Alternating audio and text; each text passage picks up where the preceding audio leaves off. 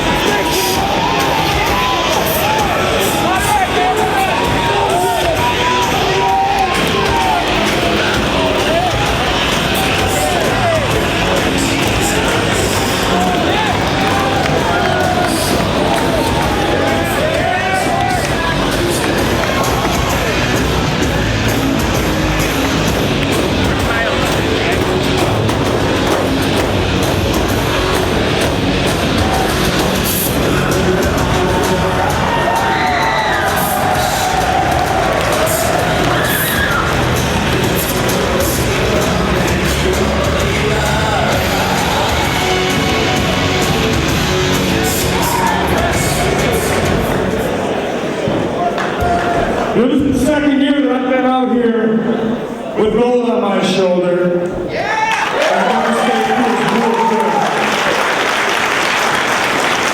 You see, just like I did with the world title, Ronnie and I, we're going to take these belts all over the world, and we're going to make these the most important and most prestigious tag titles in wrestling today.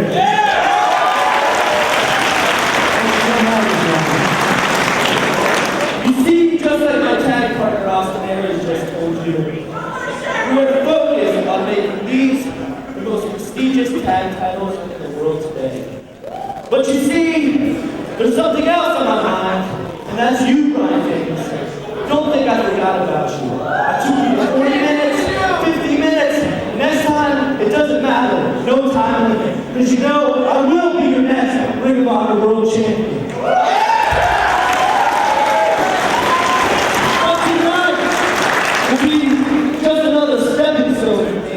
When I become the FIP Heavyweight Champion.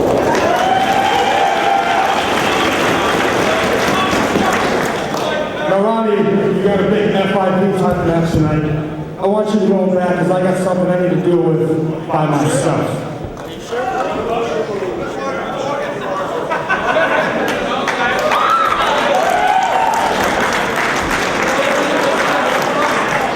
Damn, it's hot here. Is everyone sweating like I'm sweating? Is it everybody if I take my shirt off?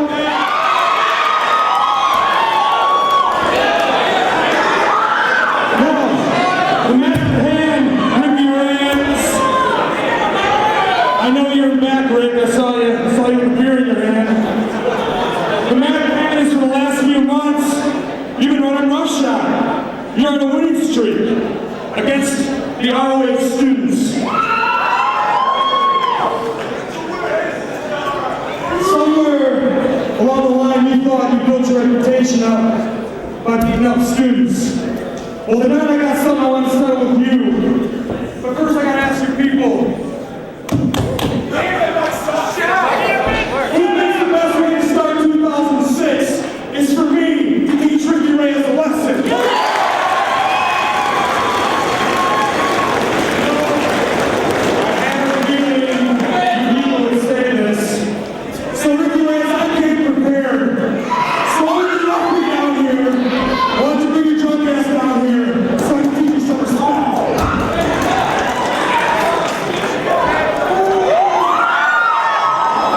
January 14th, 2006, we're in Philadelphia, Pennsylvania at the National Guard Armory as Ring of Honor welcomes 2006 as hell freezes over. Chris Hero is here at Ring of Honor to try to take the world title from Bryan Danielson later on tonight. But right now, it looks like we got an impromptu matchup to start things out as Julius Smokes leads Ricky Reyes to the ring to take on Austin Aries. Dave Prazak joined at this time by Lenny Leonard. Strong words indeed from one half of the ROH Tag Team Champs, Austin Aries, fed up with Ricky Reyes and the bullying of the students at the ROH Wrestling School. He wants Ricky Reyes and he wants him right now. Our last event, Final Battle 2005, saw Ricky Reyes destroy the top of the class trophy after his match with Davey Andrews. Austin Aries hit the ring to really send a message that he's not going to put up with the tactics, as you said, bullying the students of the Ring of Honor Wrestling School. And right now it's Austin Aries diving to the floor and wiping both men out. Austin Aries, of course, the head trainer at the ROH Wrestling School, coming to the aid of his student at the last show. He is fed up with Ricky Reyes and the Rottweilers, and he is going to try and settle this once and for all as we kick off 2006 here in Philadelphia. Starting off hot and heavy here on the floor, Austin Aries with a solid forearm right to the jaw of Ricky Reyes. Reyes has been making short work of the students over the past few months here in Ring of Honor, utilizing that Dragon Sleeper to put them away mostly in under a minute. Very quick victories for Ricky Reyes, trying to send a message, and Austin Aries, he's going to stick up for his trainees. He's taught them the fundamentals of professional wrestling, the foundation for a career in this business and here in Ring of Honor, and he's not going to put up with a bully in the ROH wrestling ring. But he got caught coming in by a kick for Reyes, but lands that roaring elbow as Reyes came off the ropes. Aries hits the ropes, runs into a back elbow from Reyes. This one's going to be hard hitting. Drop kick, nobody home. How did Reyes even stay on his feet from that roaring elbow? And now launching Austin Aries overhead with the belly to belly. With that release belly to belly, setting Aries halfway across the ring. Side headlock taken, and a Saito suplex drops Reyes right on the back of his head. That'll take Reyes off his feet, right on his neck, and Austin Aries in control of the matchup, feeling the effects.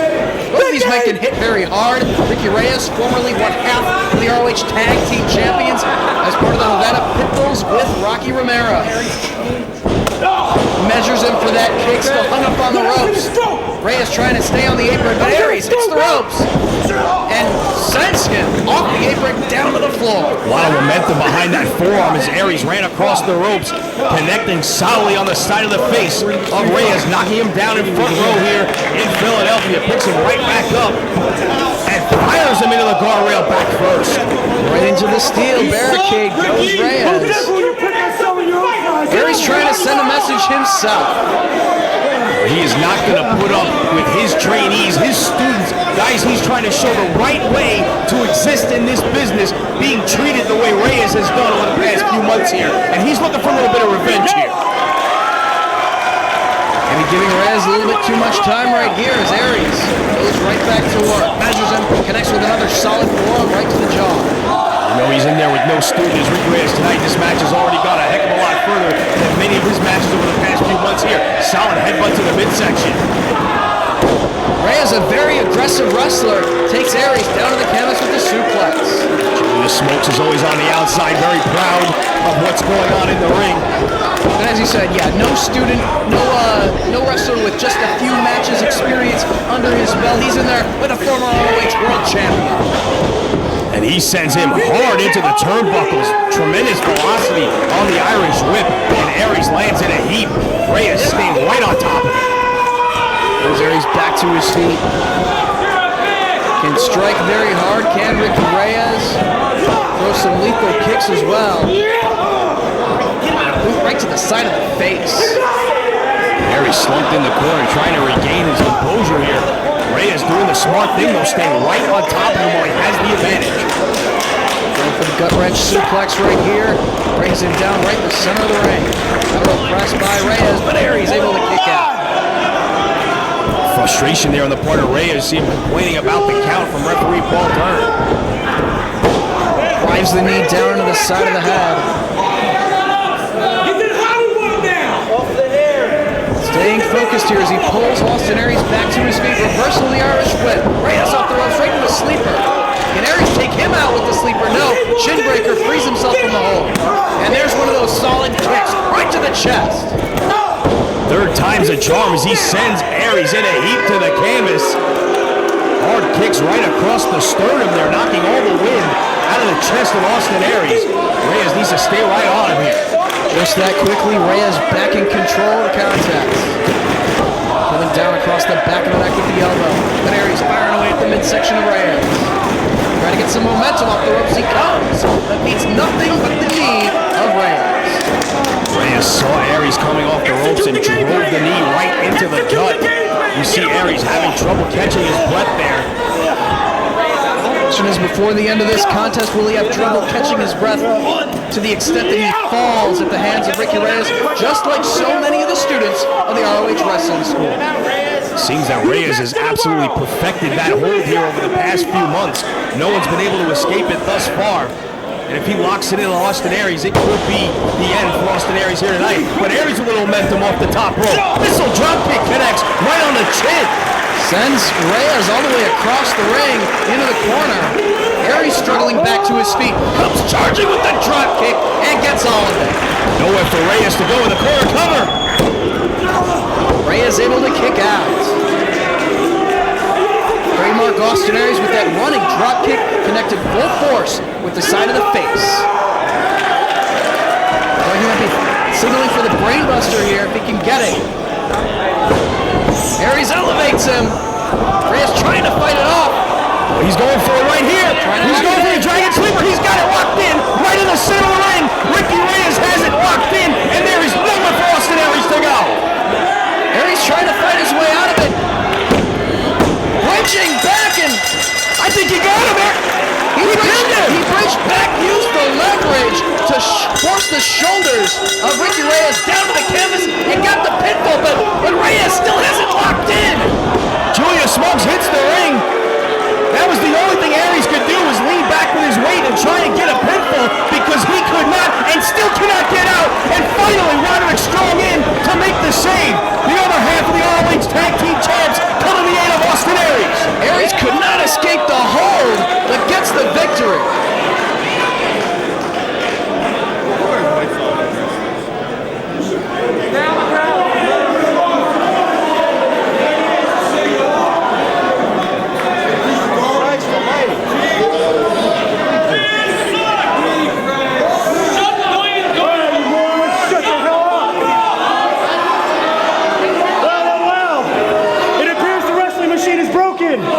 You must be the mechanic. Yeah. All right. Here's a little info for you. Austin Aries isn't any better than his punk ass little students, because he still couldn't get out of the Dragon Sleeper either. Yeah, well, shut the fuck up. How about this, tough guys? You guys claim to be the best team in ROH? Oh, you are? Yeah. Put those, shut up. Put those belts on the line, because 06, the Rottweilers are running professional wrestling. Period.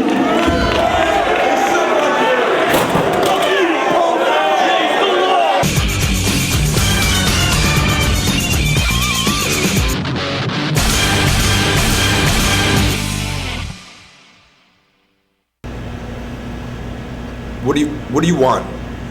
What do you want? You want to put this camera in my face and you want me to tell you a bunch of words? A bunch of words to describe how I feel? Huh? You want words? How it feels? To have Drano put down your throat? To have to throw it up in order to live? To be rushed to the hospital? Is that what you want? You want me to explain to you how it feels not to sleep at night? When usually I'm sleeping a good 12 hours. Now it's about 2 or 3, and when I do sleep, I have visions and pictures and nightmares of homicide. Is that what you want? You want me to describe this all to you in front of your camera? Well, I can't describe it. I don't have any words. What I do have are actions. And my actions, they speak louder than words.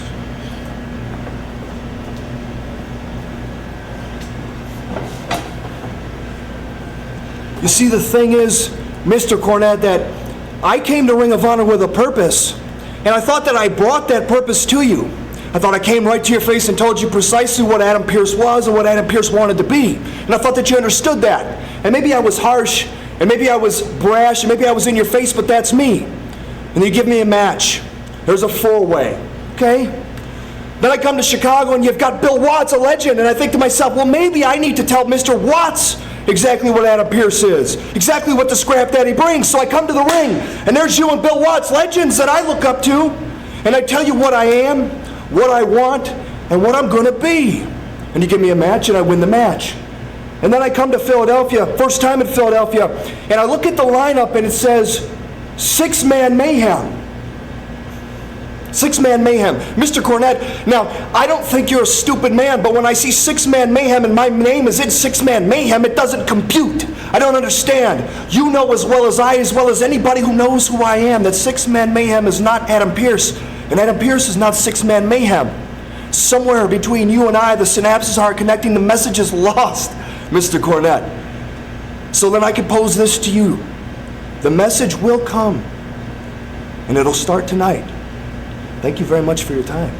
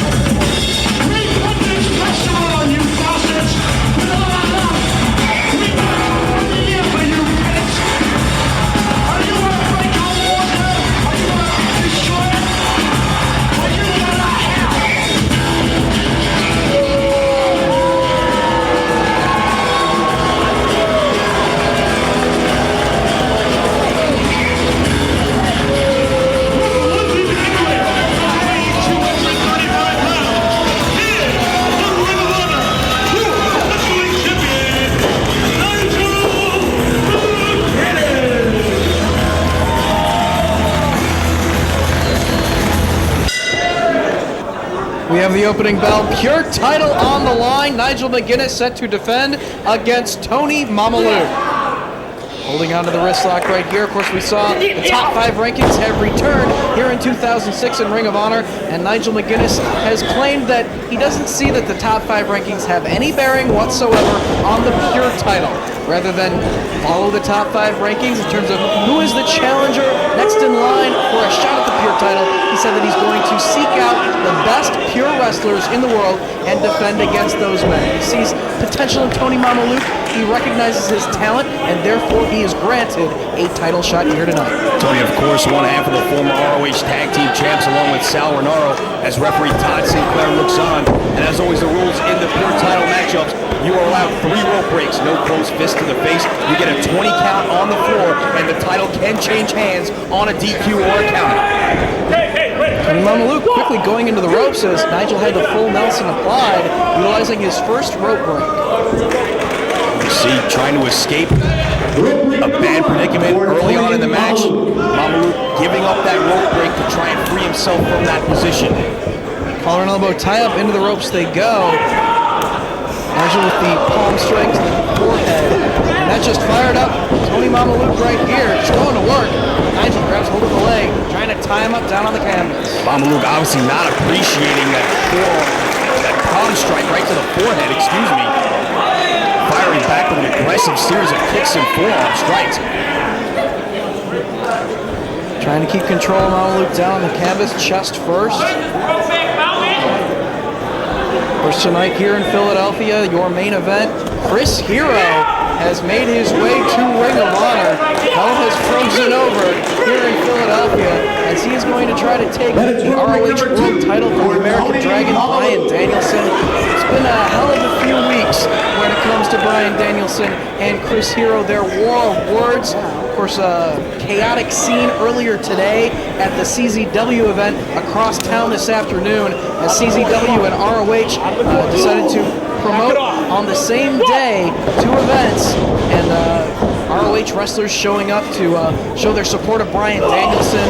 It's been very chaotic. We'll touch more on that later on this evening. Right now, Mamalu going right after the leg of Nigel McGuinness, takes him off his feet, and Mamalu up to the second rope. Mamalu also lost his second rope break, so he has to be very, very careful here as he locks in that front guillotine choke on Nigel McGuinness, who then just tosses him overhead to escape the hold. Nice show of power there by the Pure champ. And Mamalu looks out of it. Can Nigel follow up there? dazed look on the face of Tony Mamaluke, trying to figure out where he's at. As Nigel struggles back to his feet, trying to shake off the effects. Mamaluke giving up that second rope break very early on in this contest. That could come back to bite him as this match wears on. Forearm across the back of Mamaluke. As Nigel connects with yet another across the back of the challenger. Neil again talking trash out of Mamaluke, just kind of watching the boot across his forehead. Very little respect being shown to the challenger here by the champ. Slapping him right across the face. Nigel McGuinness just really taking it to Mamaluke here. Maybe trying to fire him up a little bit. Going right after the arm of Nigel McGuinness. Mamaluke loves the arm submissions, and he's going for one right here. But Nigel rolling forward to try to relieve the pressure. Trying to trap that arm with the legs. Mamaluke hanging on to that arm. Has to watch that shoulder, though. If Nigel can drive down, force those shoulders to the mat. Pinning predicament. Instead, he's going to use his strength advantage. Just pick Mamaluke up, sitting him on the top rope. But Mamaluke, look how tenacious, refusing to let go of the hold here. McGuinness being charged with his first rope break there. Able to use the ropes to his advantage to break the hold. Ducks the forearm. Nigel with some momentum coming out, and a clothesline knocks Mamaluke down hard. And both men are down as Todd Sinclair checks on the condition of both wrestlers. Got full impact on that clothesline off the ropes. He goes for the cover here. Mamaluke able to get his shoulder up. Nigel McGuinness so methodical in his offense. Of course, Nigel likes to work over the arm of his opponents as well. That key lock takes him over. Mamaluke winds up in the ropes.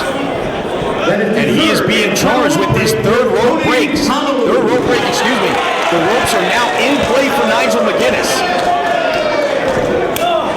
And then coming down across the back. Got him in the corner. European uppercut connects. Nigel to the opposite corner. Gets some momentum. And comes charging. Connects with yet another. A lot of momentum again on that European uppercut from McGuinness.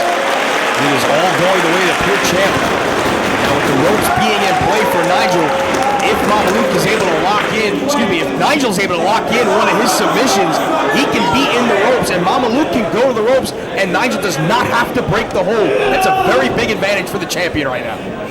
Places Mamaluke in the corner in the tree of woe here. Kick right to the back.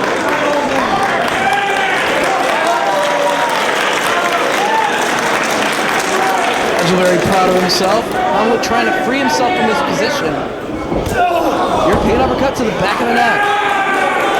Still hung up in the corner. Not much clowning from McGuinness in this matchup. He's been all business from the opening bell here.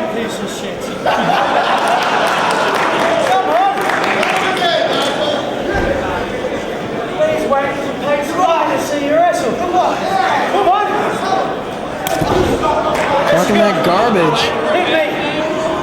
Like you said, not really trying to showboat for the fans whatsoever. Just trying to inflict punishment on his opponent and left himself right up the rope there as Mamaluke grabbed hold of the tights and sent Nigel through the ropes and to the floor. Wise move on the part of Mamaluke, able to buy himself a little bit of time here. He'd been taking some punishment for quite a while from McGuinness, firing him out to the floor, maybe buys himself a chance to regroup here as Nigel tries to make his way back inside. Going for the shoulder block, connects with the midsection of Mamaluke. Grabs hold of the hair, pulls him a little bit closer, and connects with the forearm shot. Nigel back inside the ring now, taking his time, setting the pace of this matchup. The size advantage he has on his side. I think Mamaluke would want to pick up the pace here. Instead, he's working right into the hands of McGuinness with this slow-paced, methodical style. Maybe try to pick it up here with a frog splash. Cover! No, Nigel able to kick out and right back to the arm goes Mamaluke. Trying to lock in that cross arm breaker, but Nigel able to make his way to the ropes and force the break using his second rope break. Mamaluke with Nigel in the corner, chop right across the chest. Trying to throw a right hand there. Fortunately for Mamaluke, it didn't connect, or that would have disqualified That would have been his first warning, excuse me, for the closed fist. Nigel into the corner, gets the boot up. To the second, leapfrogs over top. And stand in the corner, and Mamalu took that opportunity to come running with the boot. And now just going to work on McGinnis, trying to cover up here. Nigel trying to go for a Kimura there. And he got him! And that's it. Nigel McGinnis successfully retains the Pure Championship.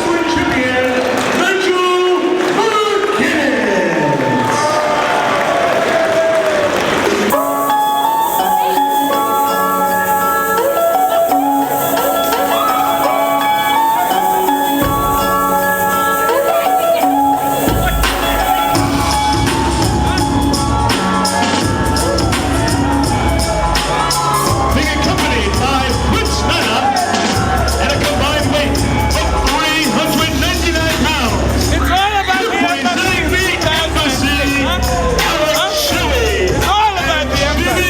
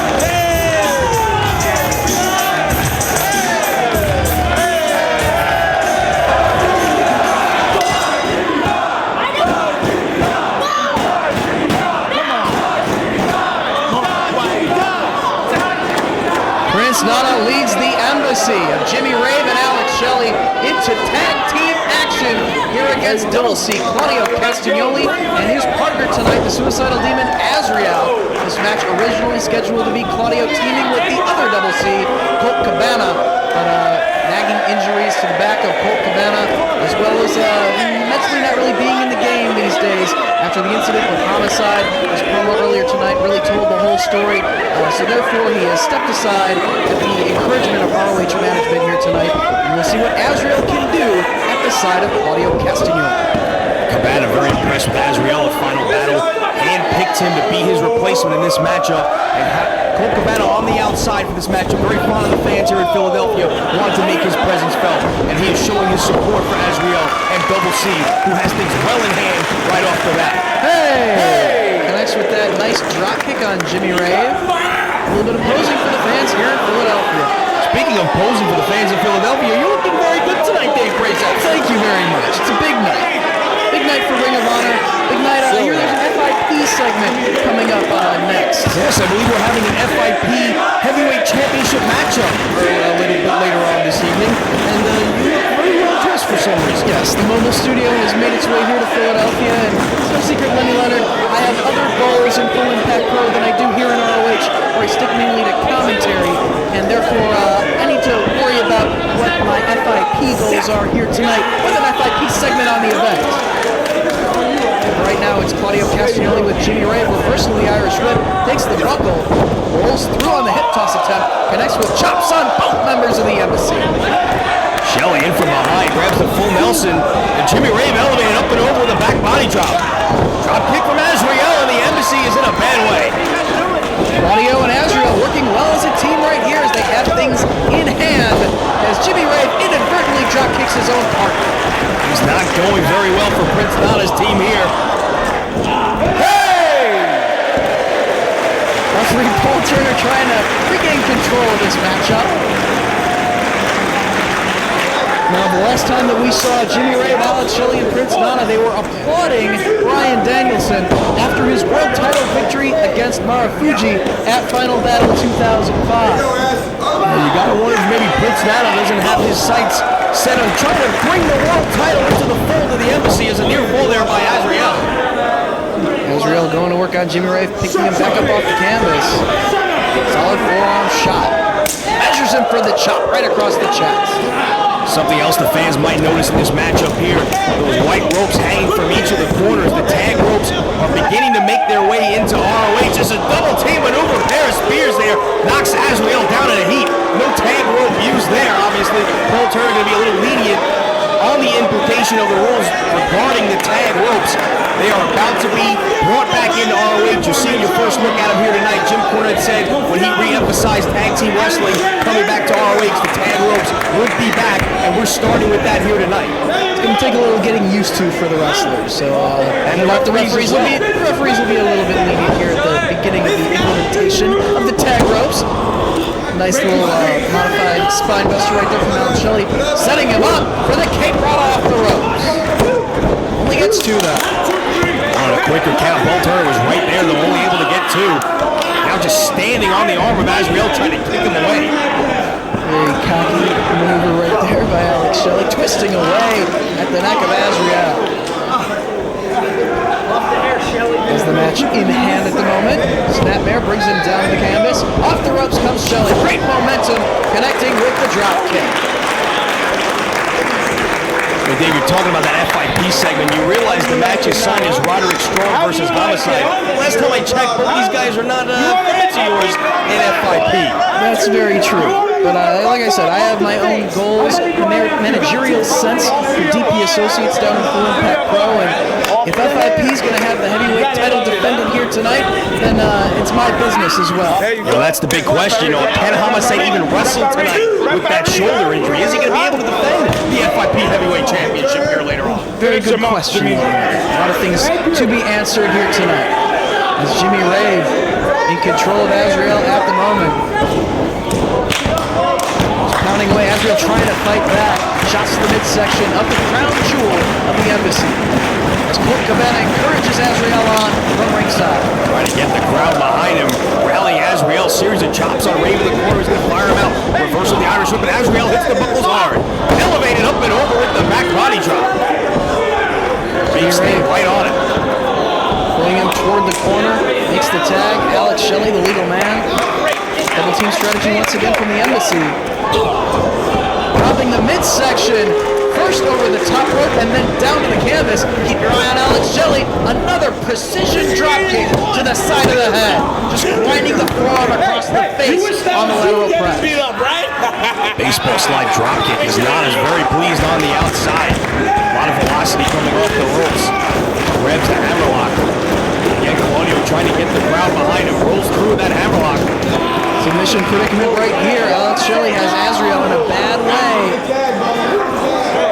And just driving the back of his boot across the neck of Azriel. Doing damage not just to the arm, but to the neck and the head there. The violent snap of the neck on Azriel there. Trying to fight his way out, though. He's hanging in there. As Shelley grabbing away at the nose of Azriel. And again, raking away at the face. Trying to antagonize Claudio Castagnoli waiting on the apron. A few choice words for Colt Cabana as well. Once again, he tries to pick Azriel back up right in the center of the ring. Belly to back suplex coming up. Drives him right down, right across the shoulders. A snap on that suplex, and very cocky here. Stepping on the face of Azriel while he tags in Jimmy Rave. This is your friend. Huh? Rave looking to go to work. Having hold of the ear as well as the hair to keep control of the body of Azriel. Looking for the abdominal stretch.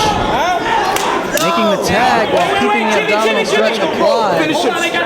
There you see, did not have a hold of the tag rope. Paul Turner saw it, made him grab the rope and make the tag a second time.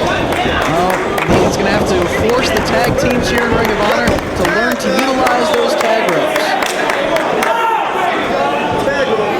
Learning curve beginning here in Philadelphia as we implement some changes in the tag team scene here. Double stop right to the face. Courtesy of Commissioner Jim Cornette. Always been a big proponent of tag team wrestling himself, as he has managed many great tag teams over the years. Pulling Azriel back to his standing position, drives him face first into the top turnbuckle, does Alex Shelley. Again, Cabana shouting encouragement for his charge here on Sunday. And you hear the crowd getting behind Azriel, trying to get him that second win. Shelley follows him up, standing on that second rope. Looking for the superplex, but Azriel trying to fight it off. Drops Shelley down, chest first. Maybe looking for the double stomp off the top. Shelley working his way back to his feet. No, blockbuster driving the face of Alex Shelley into the canvas. Azriel has got to make the tag here to Double C. He's been there for a very long time, isolated by the embassy from his partner.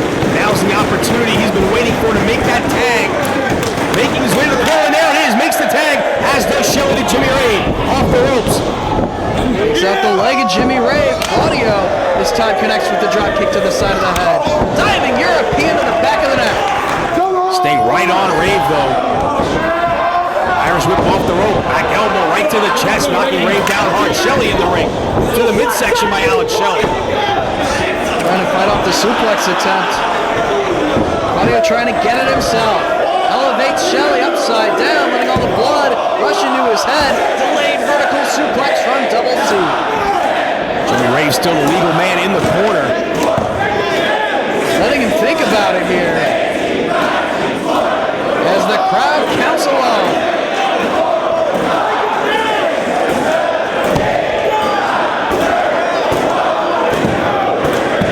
Great show of power here by Double C. And finally driving him down to the canvas.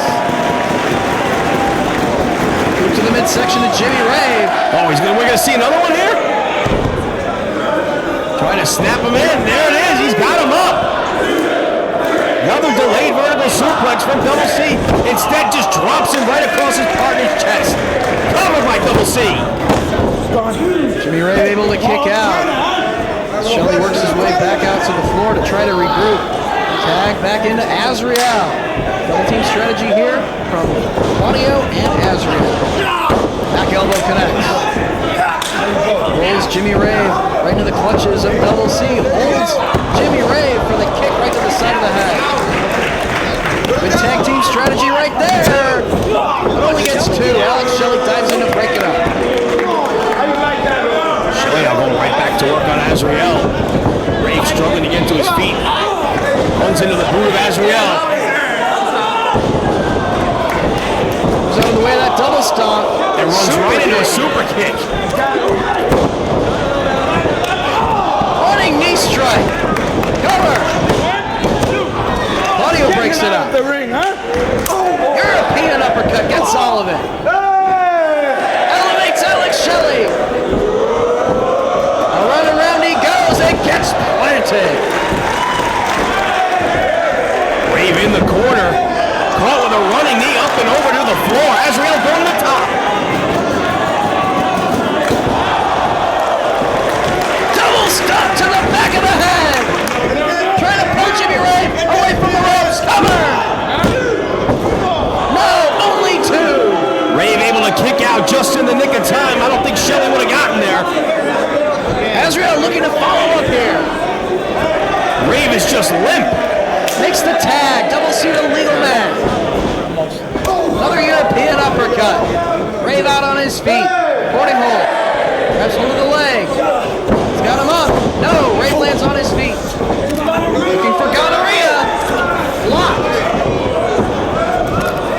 once again, gets him up. Covered by Double C. No, only two.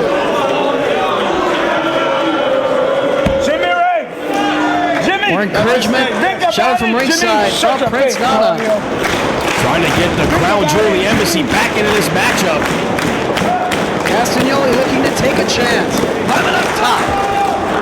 Rave's still on his back. Keep your eye on Alex Shelley. Back to his feet. And takes away the balance of Claudio. Crotches Claudio on the top. Trying to set him up here. Follows him up. Shelley all the way to the top. Looking for the run, but it's blocked. What could Claudio have in mind? Shelley finally gets the Rana. Jimmy Rave up top. Top rope elbow drop. Right into a cover. Only two. As Shelley takes out Azrael on the other side of the ring. Looking for the pedigree. Greetings from Ghana. Pedigree. Rolls through, running knee. Claudio blocks with his hands. Running knee finally connects. Azrael breaks it up.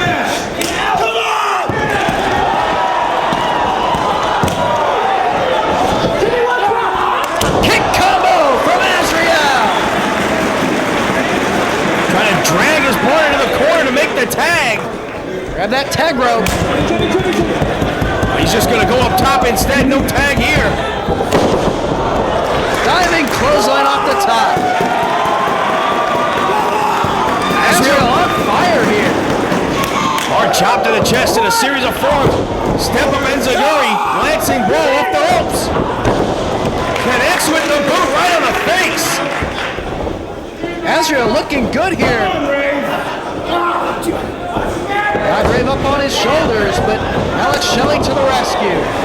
And now it's the Embassy, double teaming Azrael. Again, looking for greetings from Ghana here. Trying to get the pedigree. Azrael able to block. Rave rolls through, still butterflying those arms into a submission. Use that back heel trip to take him off his feet. Nowhere for Azrael to go here.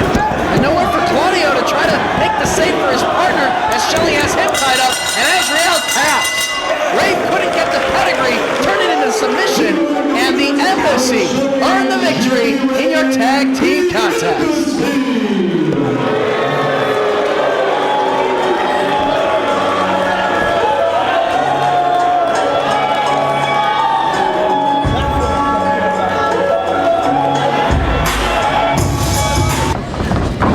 You are watching highlights of the incredible Roderick Strong versus Jack Evans, #1 contenders for the FIP heavyweight title match from last week in FIP. Roderick Strong won the match. The match was so good that the show is called after this match simply Strong versus Evans. Tonight, coming up next, it will be Roderick Strong challenging Homicide for the FIP heavyweight title. FIP, which is a Florida-based promotion. It runs events twice a month in Florida, but it's different from Ring of Honor. It is ROH's sister promotion, but it's different in that it's an anything goes promotion. And when I say that, I mean there are no general managers, there are no bookers, there are no commissioners. The wrestlers rule the roost. Now, ladies and gentlemen, at this time, I would like to bring out to the interview set the man who has held the FIP championship for the last 16 months. Ladies and gentlemen, it is a perfect environment for this lawless wrestler. Welcome FIP champion, Homicide!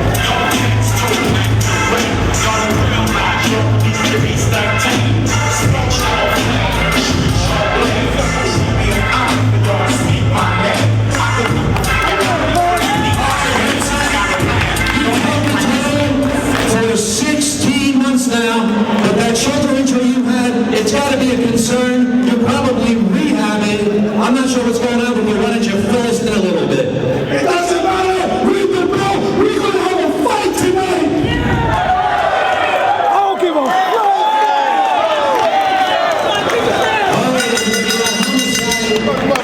Is scheduled to meet Roderick Strong.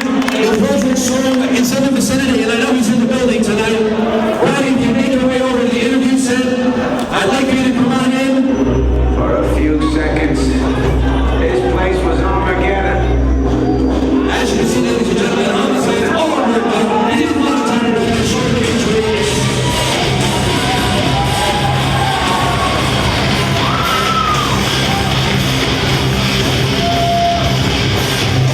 As Roderick Strong, the challenger, will be holding the championship on his way himself. What do you have to say about the rhythm? You know, Homicide, it's very unfortunate about your shoulder injury, but you need to realize I'm not going to show any mercy on you because from the day FIP started, I've been the golden boy of FIP. I'm the one that put it on the map, and I am telling you, tonight I will be the new FIP champion. One more question. I'll give you 1 second. Think about it real quick. Do you really want to fight me with that shoulder like that? Oh, fuck me, okay, fuck you. Well, it looks to me like Homicide's ready. He's in the ring. So everybody looks like we got the match. The match is on tonight. Regardless of any injury that Homicide may be suffering from.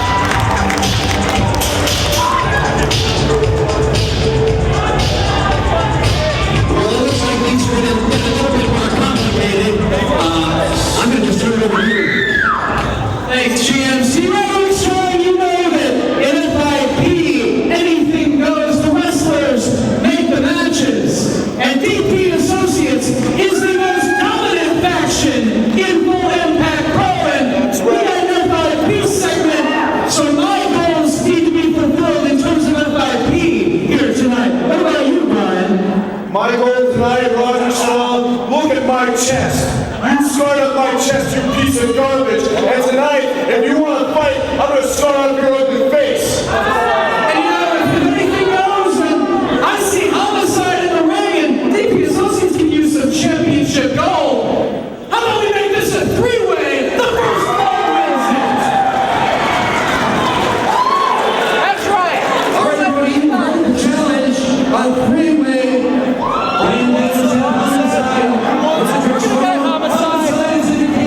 It looks like we have a 1-fall to a 3-way here, and hold on, Colt Cabana jumping Homicide. What the heck is going on? Colt Cabana came up through the crowd, attacking Homicide. Matt Pike joining me at ringside here. Colt Cabana just sends Homicide shoulder first into the guardrail. Homicide has that damaged shoulder.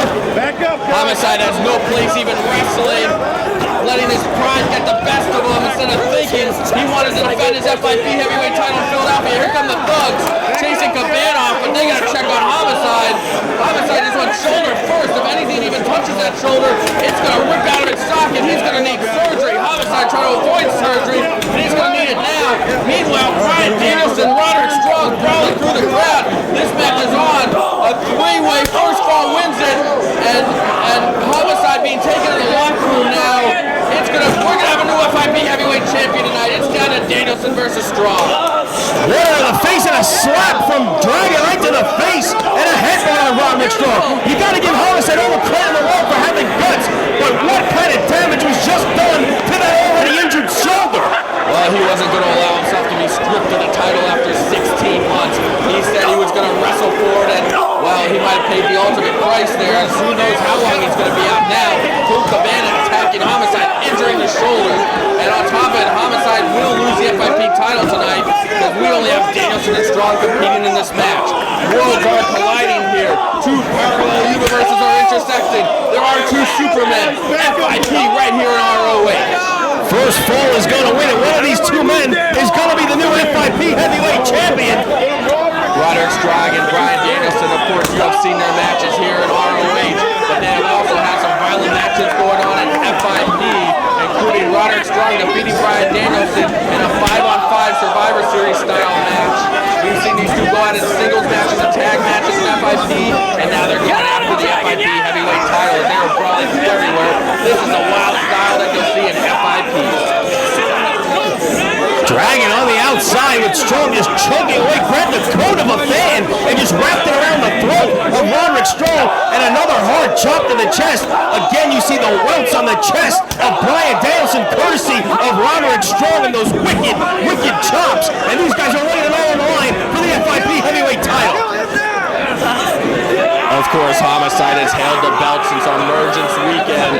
For 16 months, he's defended against all comers. You saw some of the clips of some of his title matches. I mean, you name it, he's defended it against it. James Gibson, Spanky, CM Punk, Falls Count Anywhere action against Punk, Anything Goes action against Punk, Colt Cabana even, BJ Whitmer, Nigel McGuinness, Steve Madison, Tony Mamoud, Azrael, even Rocky Romero. The list goes on and on of who Homicide has defended that belt against, and it's a travesty, and his title reign is going to end like this without him even being in the ring. Homicide now in the locker room getting medical attention. He needs to go to the hospital. He's probably going to need shoulder surgery. Not just a who's who, but a where's where. He's defended that title on top of rider trucks, in strip clubs, on mechanical bulls, and now here in Philadelphia, it's all going to come to an end at the hands of Bryan Danielson, Roderick Strong, and a little help from Colt Cabana. Of course, Bryan Danielson, a member of DP Associates, led by Dave Prazak in FIP. And Strong in hard. Look at the face of Roderick Strong as that shoulder just bounced. Yeah, my partner, my bosom companion here at ringside, his alter ego. Dave Prazak, he has different goals in ROH and FIP. And FIP, you're seeing what he's all about in ROH's goals as an announcer, as Danielson and Strong finally make their way to the ring. Roderick's got him up on the shoulders and nails him with the gutbuster. Double knees right to the midsection. Butterfly suplex into a powerbomb. 2.5, and Dragon kicks out, and Strong's going right through it. He's going for the stronghold right here. He's going to win the FIP title right in the center of the ring. He's going to lock in the stronghold right here. And wait a second! The champion's back! He's not going to be denied the title! Oh, and look, he can't even swing back with that arm. Homicide out of nowhere, just shaking off the doctors and making his way to ringside. Chinmaker on Strong. There's no way he can hit the lariat though. Nobody home. Roaring elbow knocks Strong to the canvas. Homicide shouldn't even be out there. ROH officials have been told to protect Homicide in that ring. And Danielson, he's got the arm. He's going to pull up that shoulder. Ring the bell.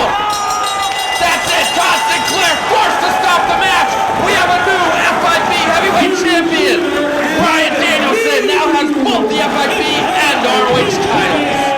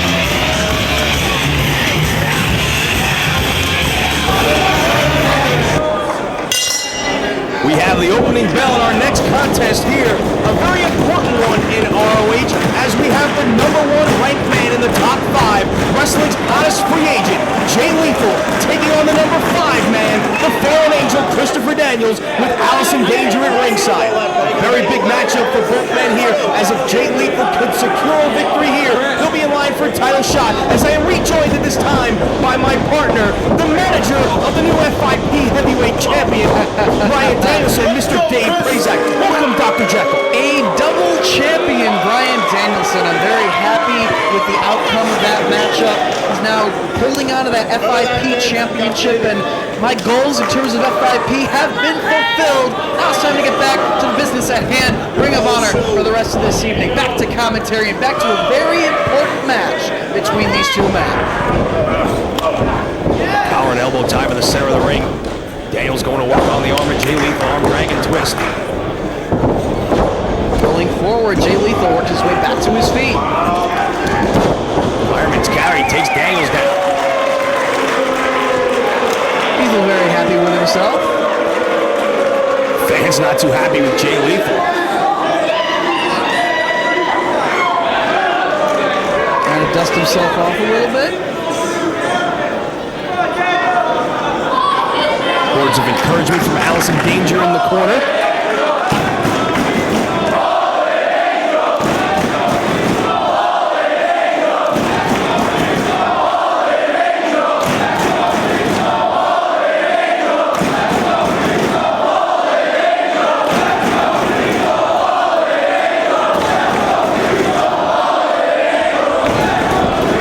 Chanting for Christopher Daniels. A few fans still chanting for Jay Lethal. A bit surprising considering Jay Lethal's attitude adjustment of late. Yeah, but his stock in the wrestling industry has certainly skyrocketed since making the decision to sort of turn his back on his former mentor, Samoa Joe, doing what he sees is necessary in order to elevate himself in professional wrestling, in order to make a little bit more money, in order to become a major player in this business. And he's doing very well for himself, even though his attitude can be a little bit questionable at times. Stabbed his mentor in the back is what he did, but Samoa Joe, no stranger to problems with either of these men, as the outstanding issue between himself and Christopher Daniels hopefully will be settled soon here at ROH. There's a tackle right there from the Fallen Angel. And trying to drop down and sweep the legs of Christopher Daniels, but now just standing on the back of the head of Jay Lethal. There you see the experience of Chris Daniels coming into play there. Catches Lethal coming in with a deep arm drag, and a hip toss takes the younger and quicker man off his feet, who nails him with a midsection knee. Sends him out to the floor, but Daniels lands on his feet. Right back in the ring. Going for the O'Connor roll, he gets it. Only has Lethal down for a count of 2. Daniels quickly back to his feet. Lethal tries to slam him, but Daniels right to a cradle, gets a near fall. Some quick pin attempts right here by both men. Daniels rolls him up, and Lethal slides underneath the bottom rope back to the floor to get out of harm's way and out of the path of maybe another roll-up by Christopher Daniels. See Lethal look of frustration on his face, kicking at the guardrail there as he made his way to the floor. Flurry of quick pin attempts by Daniels had Jay Lethal a little bit flustered, and he goes to the floor trying to calm things down here and getting into it with a fan in the front row. As much as Jay Lethal may be wrestling's hottest free agent, the experience of Christopher Daniels is something that he cannot overlook in this matchup. The wisdom of the years of professional wrestling experience of Christopher Daniels may tell the whole story right here. Lethal with a shoulder block tried to go up and over, but Daniels recovered quickly and nailed him with a bomb shot right to the jaw. Lethal collapses in the corner, and Daniels smartly is going to jump right on him, not giving him a second to regain his composure in the corner. Now just standing across the throat. The Fallen Angel in control, sending a message here to Jay Lethal. He might be making rapid progress in professional wrestling, but Christopher Daniels, as the veteran, is going to take charge of this matchup. Connecting right on the chin of Jay Lethal. Quick 2 count again by Daniels. Picks him right back up. Forearm shot rocks Lethal in the corner. Picks him right back up. Fires him in Irish whip to the corner. Running knee. Lethal collapsing in the corner. Daniels staying right on Lethal here. At the end of Final Battle 2005, we saw Daniels say that he wants to settle his feud with Samoa Joe that has raged since 2002 here in Ring of Honor, but right now now Daniels has to stay focused on unseating the number one man in the top 5 in Jay Lethal. Man who pinned him in that four-corner survival, which brought about this matchup here tonight. Scoops up Daniels, plants him with the body slam.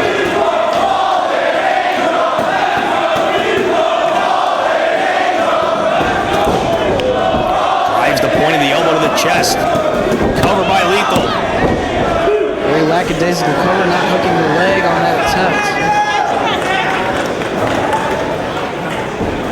Grabbing Daniels right back up, looking for vertical suplex here. Snaps him over. Nicely done. Great force on that suplex. Lethal very pleased with himself. But again, he can't get too confident in that ring. You can't underestimate Christopher Daniels one bit. One of the very best in the business today.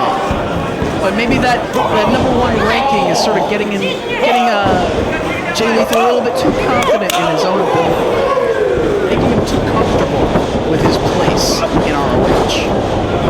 Staying on his feet, connects with a drop kick. Almost a cartwheel out of the hip toss there and nails the dropkick right in the face of Daniels. Again, Lethal slow to follow up. Cover here. Doesn't hook the leg again. Only able to get 2. And that's the inexperience of Jay Lethal coming into play right there. That he was slow to follow up. And a bit of that overconfidence you talked about earlier as well. Hard backbreaker right across the thigh. Another cover. And again, not hooking that leg. Taking issue with referee Mike Keener's count. Allison Danger shouting encouragement for her man. As now Lethal just almost an insult, just kicking away at the side of the head of Christopher Daniels. Like he's toying with him. Again, you see the cocky side of Jay Lethal coming to the forefront here. As you said, he did get that pinfall in that four-corner survival, but might not be the same here in singles competition. The Shin Inamaki locked in, hasn't bent over his knee. Right in the center of the ring, nowhere for Daniels to go here. Trying to wear him down. Referee getting right in there to see if he's had enough. Clamping down on the neck with that hold, cutting off the flow of oxygen to the brain. Daniels firing away, trying to force his way out, back to his feet. Series of right hands, able to escape the hold. As Lethal in the corner, fires him out. Part of the buckle, Daniels follows him in.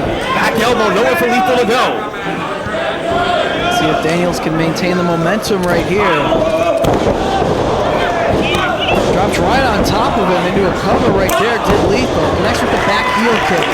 Back in control of the match. Yeah, you saw Daniels grab at his back there. That backbreaker from Lethal earlier on must have done a little bit more damage than previously thought. Couldn't get him over on that suplex attempt. Lethal able to hit a crossbody and get a near fallout. You know, not only pinning Christopher Daniels in that four-corner survival at Final Battle, but also by pinning Samoa Joe at Steel Cage Warfare, has earned Jay Lethal that number one ranking in the top 5. Now Daniels wants his win back here in this singles matchup before turning his attention back to that feud with Samoa Joe. There's no denying the ability of Jay Lethal inside the ring. This kid is one of the very best young competitors in the sport. You just got to question him taking the shortcuts. He would have gotten there eventually. He worked as hard as anybody in this business to get where he was. Cover here. Again, a near fall, but he just wouldn't wait his turn. Took the shortcut to the top, and he is the number one ranked man here so far in ROH. Staying focused on the back of Christopher Daniels here. And finally on that last cover was hooking the leg. Trying a little bit harder to get that victory here. Still taking his time. And Daniels favoring his back in the corner. Shot from Lethal. Daniels fires right back. Lethal drives his back right into the turnbuckles. But again, Daniels trying to fire his way out of the corner, fight his way out. Another chop. Daniels fires back. Back and forth they go. Neither man going down. A series of chops here from Christopher Daniels. Runs into the boot of Jay Lethal. Belly to back, nicely done. Right on the back of the head of Chris Daniels. Daniels able to mount some offense right there. A series of chops in succession. But belly to back suplex from Jay Lethal brings him right back into control. Cover and hook the leg again, only a 2 count. It's Allison Danger on the outside screaming at Daniels to kick out. Goes for another cover, makes Daniels exert that energy to kick out. Covers him once again. See, every time he kicks out, Daniels immediately grabs at his back. You gotta hand it to Jay Lethal. He has picked that body part and is focused on it for the duration of this matchup. Springboards off the second rope, right into the clutches of Daniels, who drops him face first to the canvas. This buys Daniels some time to catch his breath. Try to shake some life into that back. Work his way back to his feet here.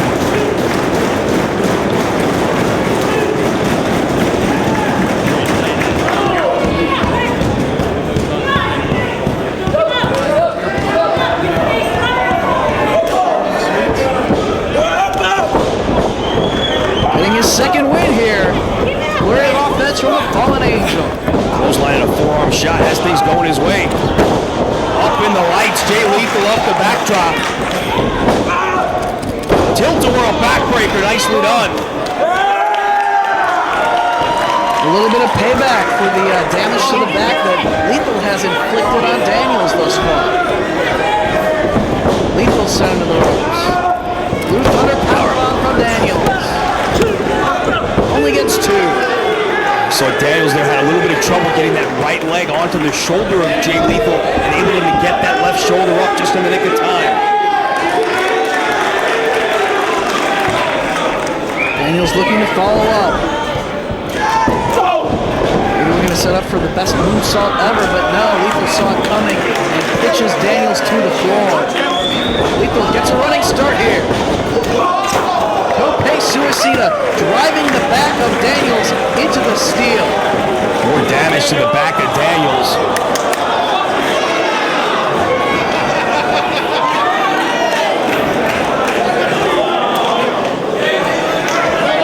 Lethal pitches him back inside. Grabs hold of the head of Christopher Daniels, sets him off. Got down. Big spine buster from Lethal. Cover! Daniels able to kick out again in the nick of time as Jay Lethal continues the assault on the back of the Fallen Angel.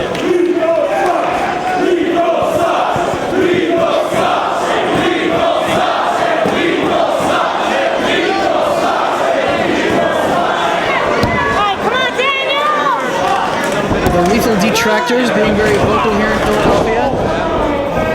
Drops the midsection over the knee. Knee lift off the ropes and a neck breaker to follow up. Nice combo by Lethal. Cover and hooks the leg. Not enough to put away Daniels. And with each attempt, you can see that Jay Lethal getting more and more frustrated that he can't pin Daniels yet again. Again, Danger trying to rally the fans behind Daniels. Lethal to the outside, standing on the apron.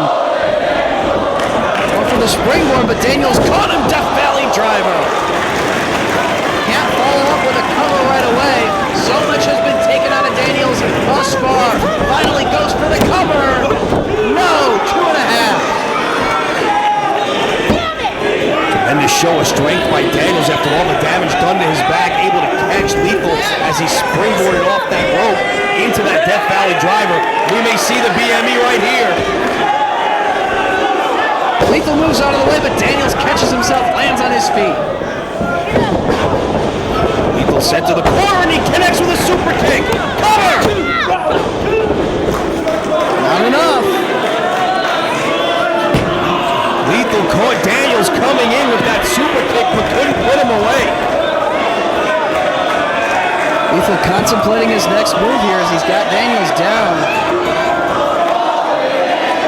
Picking him back up. Looking for that running vertical suplex. Taking his time before going for it. Connects with the maneuver. Out to the apron he goes. Likes to follow up with the diving headbutt off the top. Can he connect with it?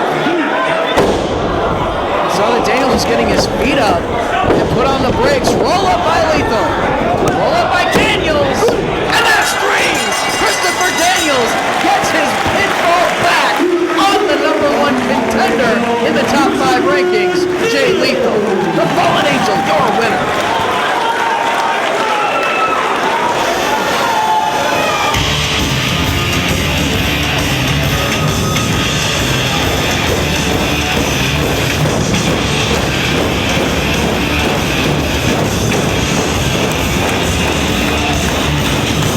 Allison Danger very pleased. Christopher Daniels avenges that pinfall loss to Jay Lethal in the 4-corner survival at Final Battle.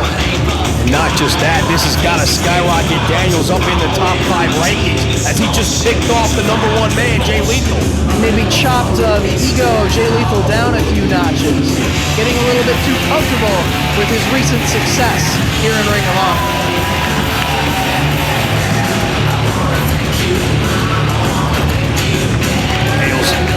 Basking in the admiration of the fans here in Philadelphia.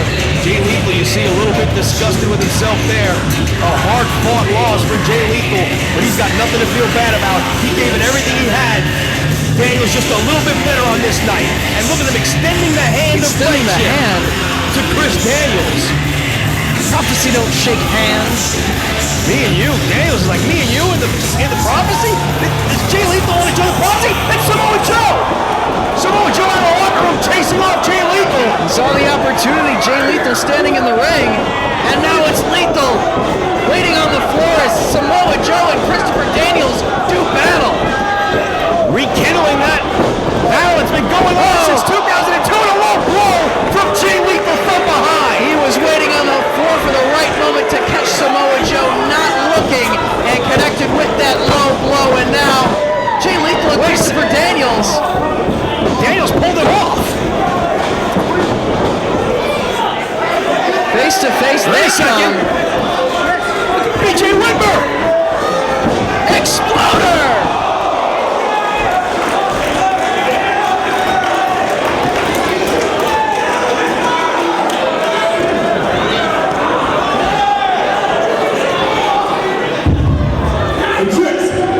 Listen up here, pal. All these fans in here might have forgiven you for you walking out on this company 2 years ago. But let me tell you something, boy. I've never forgiven you, or have I forgotten the fact that you walked out on me and the prophecy.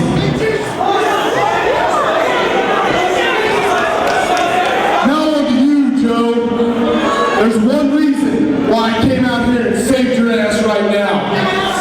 That's because I want you at 100% when we come out here and lock horns later on. So be ready for a fight, big man.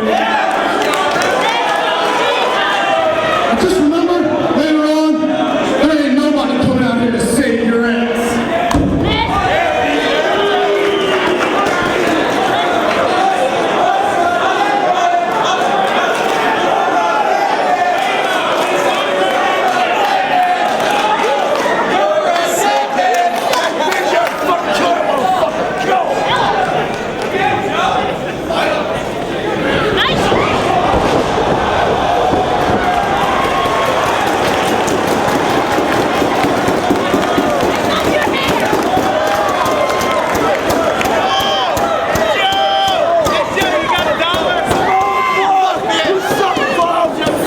Hey everybody, GMC here. We're in Philadelphia. It's intermission time. What a wild first half we had.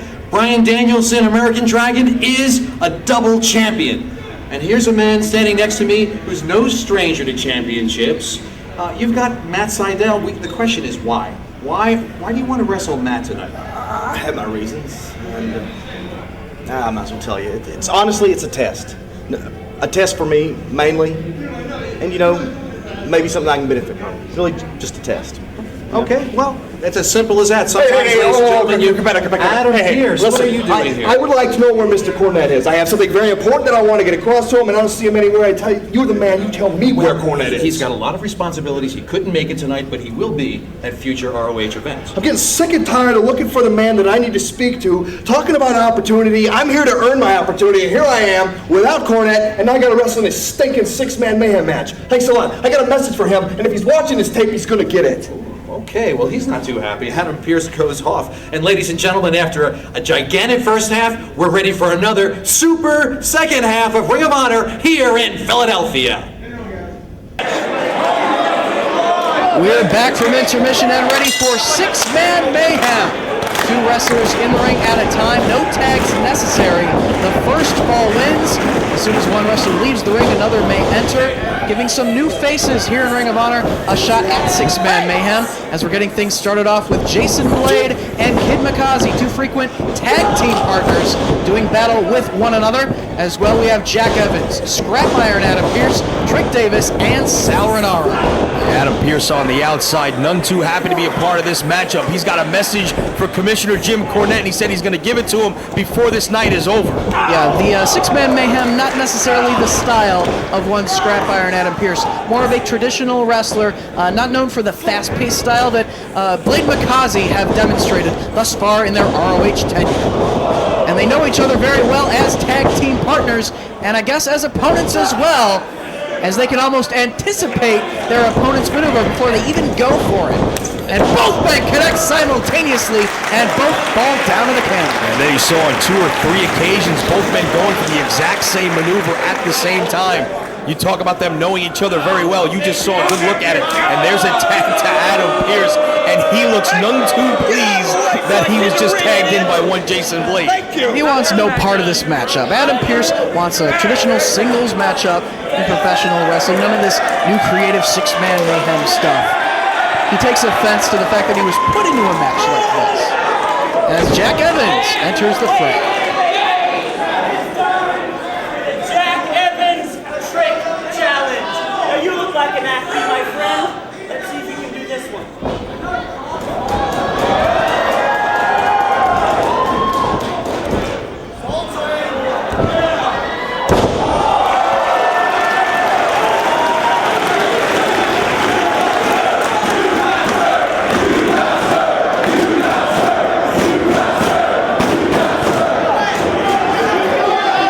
Jack Evans brings the fans to their feet. And Adam Pearce, is he going to show what he's got as well? Oh, he's got skills, man.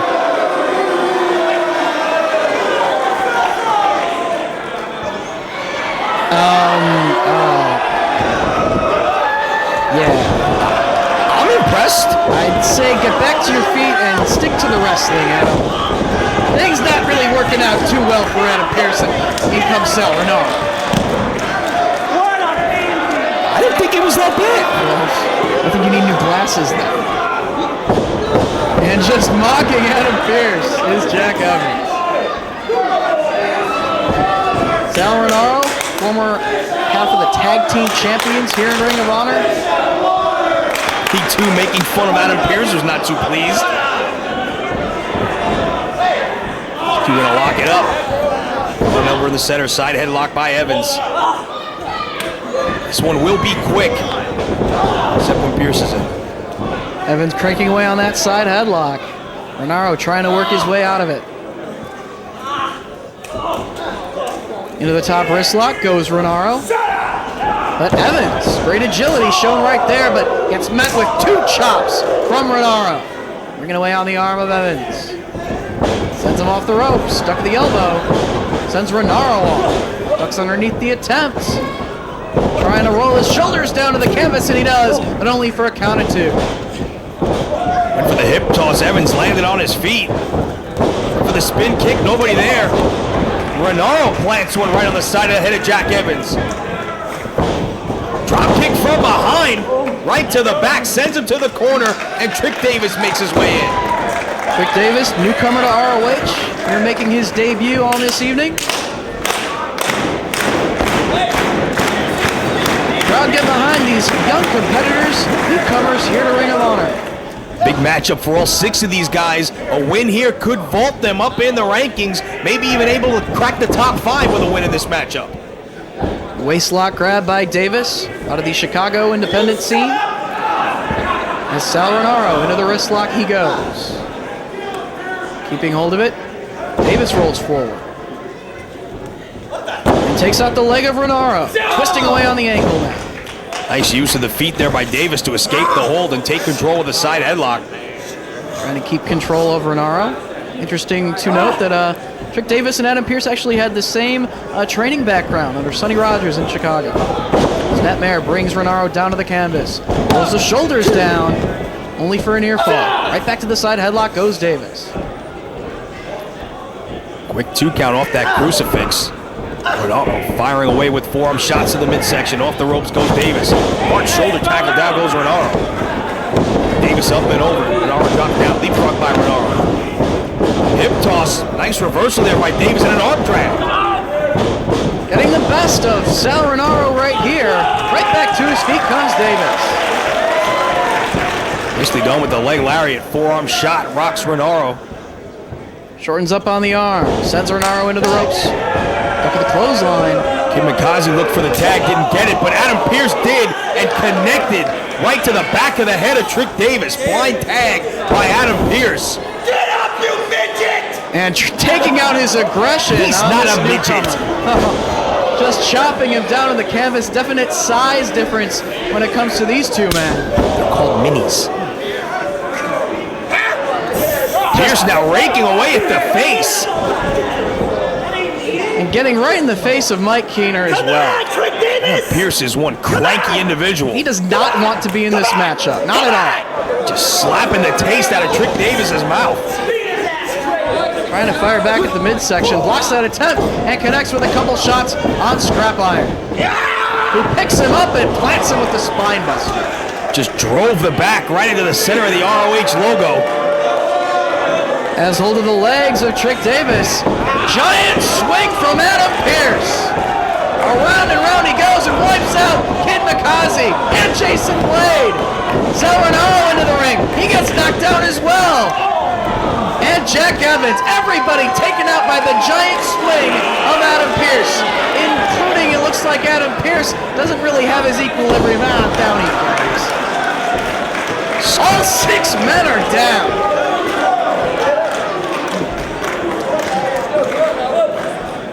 Mike Keener surveys the wreckage. Giant swing can be devastating. Right up there with the airplane spin. And a move that does damage to both the person giving it and the person receiving it. Using Trick Davis as a battering ram on the other 4 opponents. Grabs hold of Davis, elevates him. Davis staying on his feet. Right into the butterfly lock in the center of the ring. Submission predicament for Adam Pearce. Sal Renaro with the kick right to the side of the head.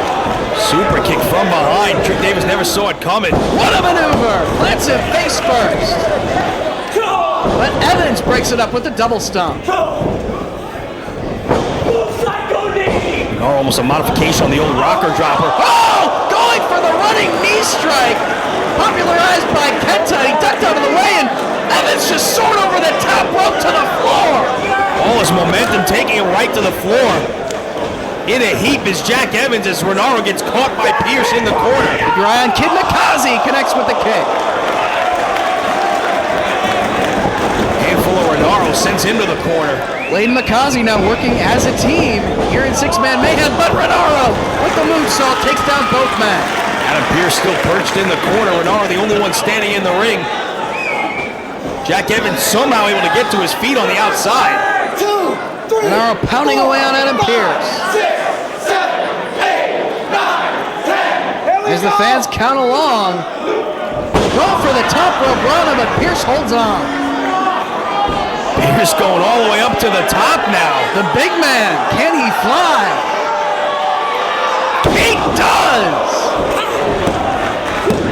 Oh, I thought that was it. Jack Evans breaks it up.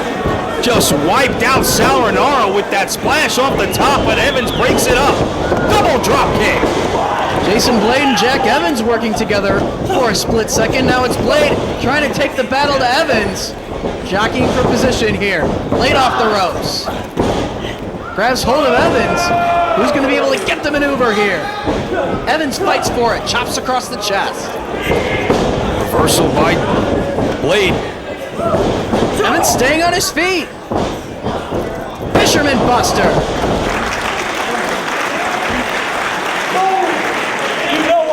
Evans in control here, needs to follow up. Watch Sal Renaro from the outside in. Springboards off the top rope and connects with the kick. Renaro on his feet. Pitches Evans through the ropes and to the floor. Renaro looking to take a chance here. Hits the ropes. Slip trying to go over, but instead catches himself and connects the second time around. And Trick Davis now hits the ropes himself. And pays the price. Adam Pearce cuts him right off. Never saw him coming. Big right hand from Scrap Daddy. Ducks the clothesline and goes soaring. Takes out Evans and Renaro. Blade and Mikaze now with Pearce, but he puts on the brakes. And they both connect with springboard kicks on Pearce. Again, you see the tag team coming together here, working together as a unit on Scrap Iron Adam Pearce. We got 3 men down on the floor. We got Pearce down in the center of the ring, and we have Jason Blade and Kid Mikaze both to the top. But Pearce moves out of the way. Crash and burn. Nobody home, and Pearce now able to get to his feet. As Blade, it just tosses him over the top rope to the floor. Went for the splash in the corner and caught the knees of Kid Mikaze. Boot to the midsection. Looking for that jumping pile driver, and he gets it. He just spiked him right on his head. Pulls him away from the ropes. Cover.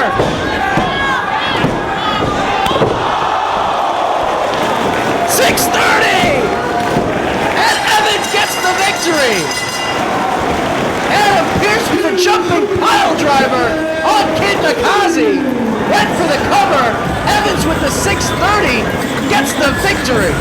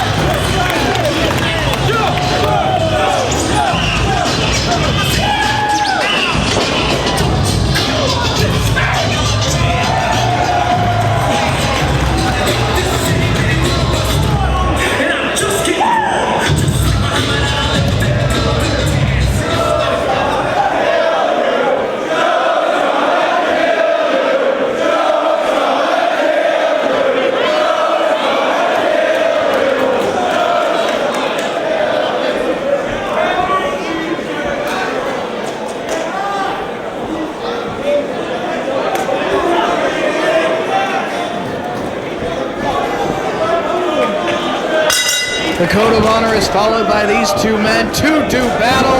Grudge matchup between Samoa Joe and BJ Whitmer, accompanied by Lacey. Lacey, of course, the head of Lacey's Angels here at ringside with BJ Whitmer. And this one, after what we saw earlier, Dave Prazak, is going to be an absolute war. It's all ignited at Final Battle 2005.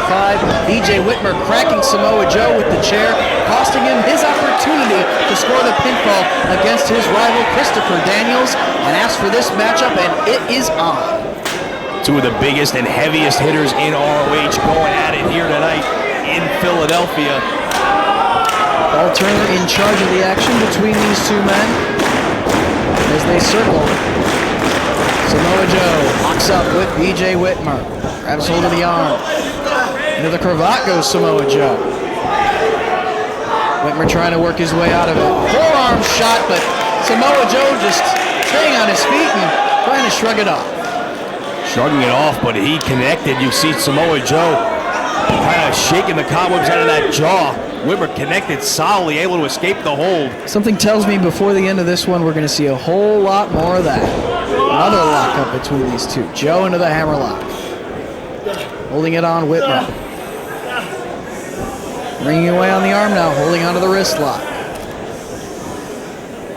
Whitmer looking to counter. But Samoa Joe keeping the hold. Trying to work his way around the ring, trying to find an opening again. Forearm shot, able to free himself. He might just be making Joe a little angry. And again, Joe just walking it off. Absorbing the blow and taking a few seconds before locking up once again. Joe can withstand a beating. I mean, look at that match with Kenta Kobashi. He kept fighting, and Kobashi gave him everything he had. Oh, we're going to get a clean break there. Instead, Whitmer, another forearm shot to Joe, who's had enough. Series of kicks by Joe. Right across the chest of Whitmer. Our producer Artie is in my earpiece telling me that it's believed that Samoa Joe gave Daniels another concussion with that kick earlier tonight. Samoa Joe up and over the top. Did you see the force and the velocity behind that running knee into the corner? The momentum taking Joe all the way to the floor. 280 pounds over the top rope in one fell swoop. He can do a lot of damage in that ring. And with Christopher Daniels now at the hospital, it looks like he's done more damage to him tonight as well. Joe snapmares Whitmer out of the corner, chop to the back, kick to the chest, off the ropes. Drives the knee right across the jaw. That's the combo. And Whitmer in a world of pain. Joe very methodical in his offense, looking to exact a bit of revenge on BJ Whitmer tonight. There was a warning from Paul Turner about the hair. Driving Whitmer face first into the top turnbuckle. Joe almost stalking Whitmer here. Right hands, chops to the chest as well. Just peppering Whitmer in the corner, nowhere for him to go. Lacey at ringside encouraging Whitmer to fire back. Joe sends him across the ring once again, gets the boot up. And a slap, basically, right across the face. You can call it a palm strike, but it's more of just a slap. He about turned Whitmer inside out. It was a bitch slap.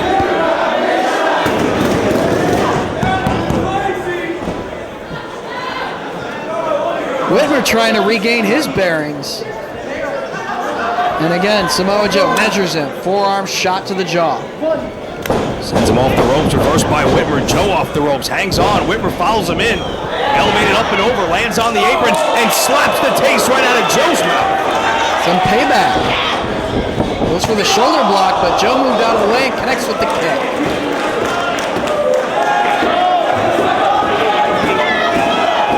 Whitmer on the floor, clutching at his chest.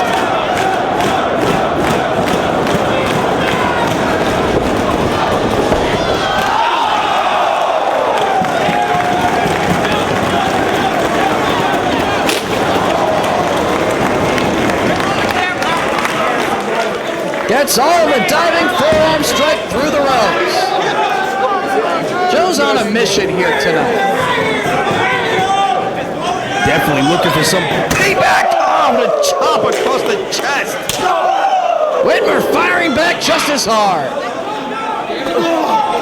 Another forearm from Whitmer rocks Joe.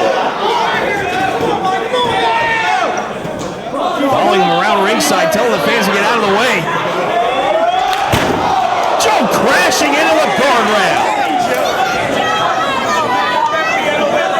Feeling the effects down on the floor as Whitmer measures him and just stomps away. Pulls Samoa Joe back up. Looking to place him in the chair. Just like Joe likes to put to use the ole ole kick, it looks like BJ Whitmer's trying to just rub it in his face.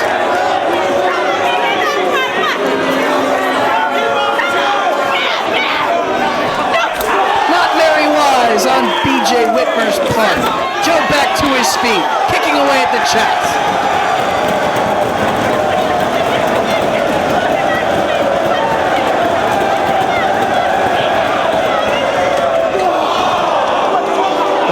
Back to his feet. Joe unsuccessful in his attempt. Whitmer popping back up, going right to the eyes of Samoa Joe. Getting in the face of referee Paul Turner. These guys a lot of latitude on the outside. And again, Joe hits the steel. These two just punishing one another here. We knew this was going to be a battle. Joe down on the concrete floor here at the Armory. There's Whitmer looking to pull him back up. He's going to shoot him in again. No, reversal of the whip. And this time it's Whitmer that beats the steel.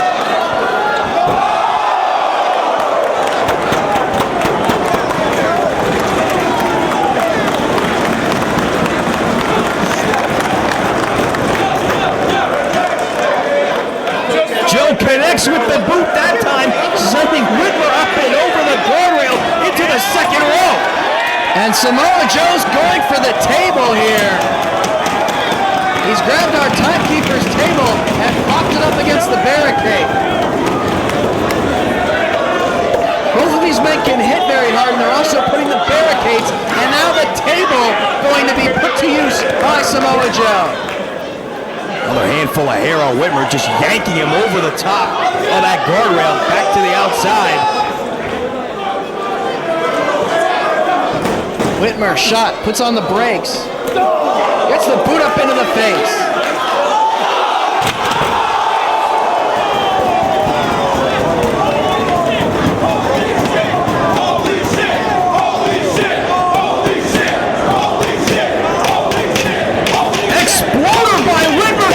Drops Samoa Joe out of his head on the concrete floor.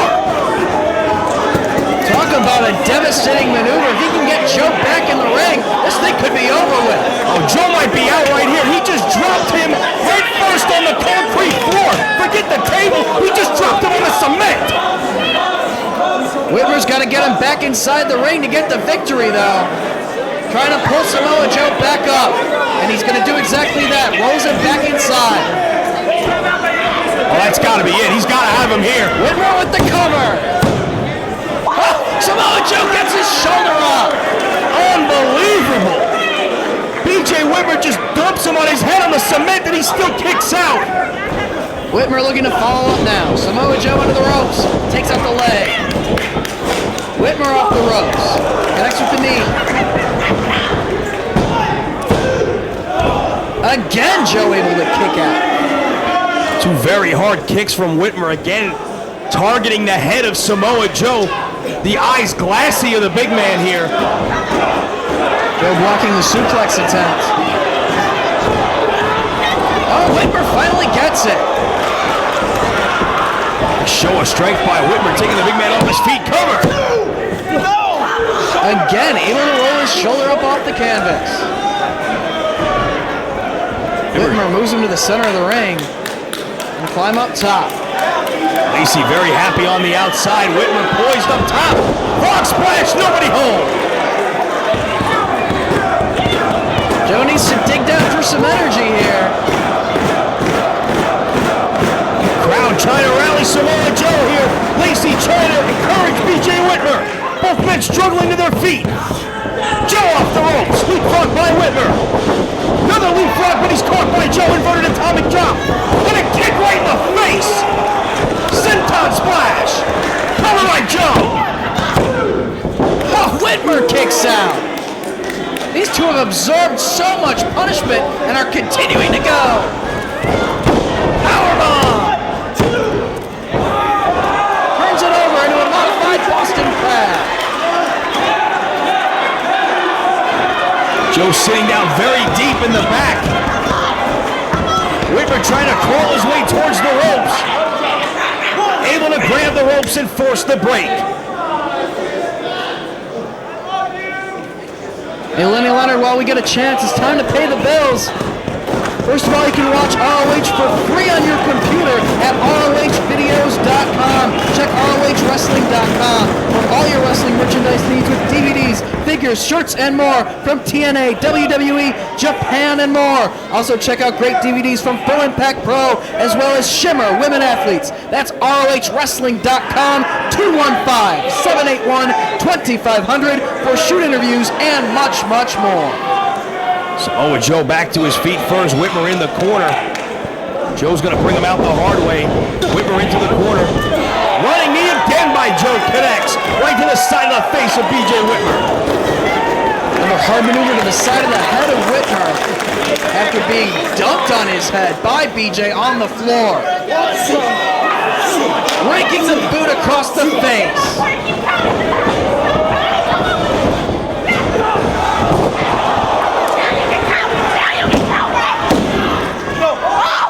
A second explorer for Whitmer, and Joe able to barely get his foot on the bottom rope. Saw Joe coming charging with that big boot, caught him with the exploder, but ring positioning was the deciding factor right there. Gets his foot on the bottom rope to break up the pin attempt. Going for the ST Joe. Rolls through. Big lariat from Samoa Joe.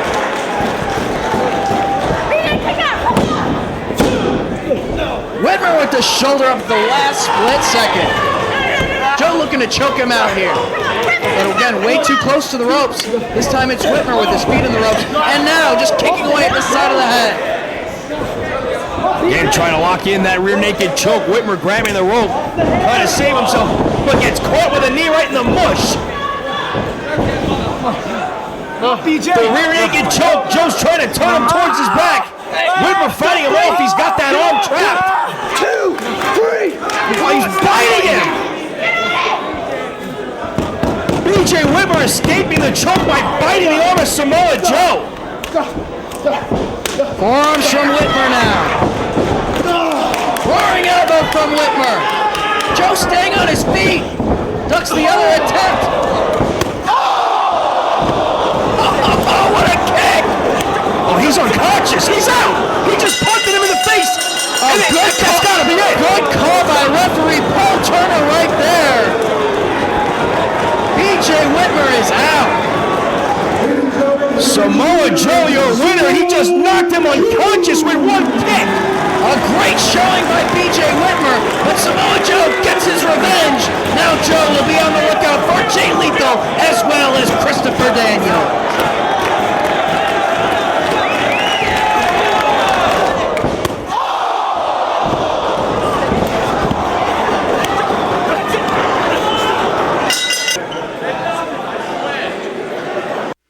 Jimmy Jacobs has come a long way in Ring of Honor. See, I've been in this company for 2.5 years now, and I'm not the little kid that Alex Shelley used to poke around and beat up.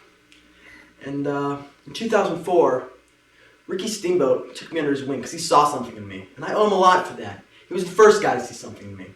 The second was my tag team partner, BJ Whitmer, in 2005. He saw how tough I was. He saw that only at 165 pounds and 5'7", I've got the heart of a 300-pound man.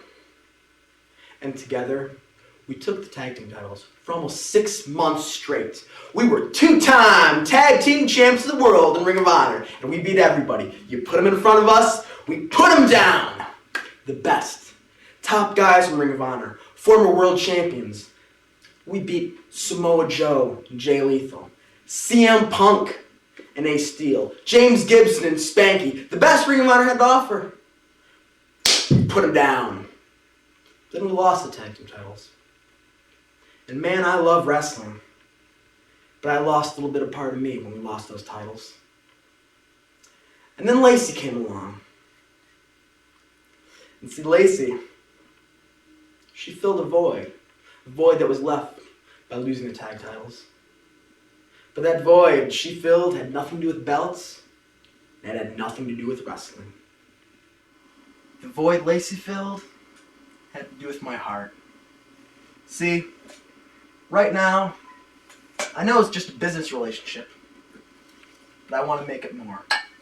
I'm sending this video to ROHWrestling.com to let the world know. Because I want to shout it out from the rafters, man. I want everybody to know, Lacey, I love you.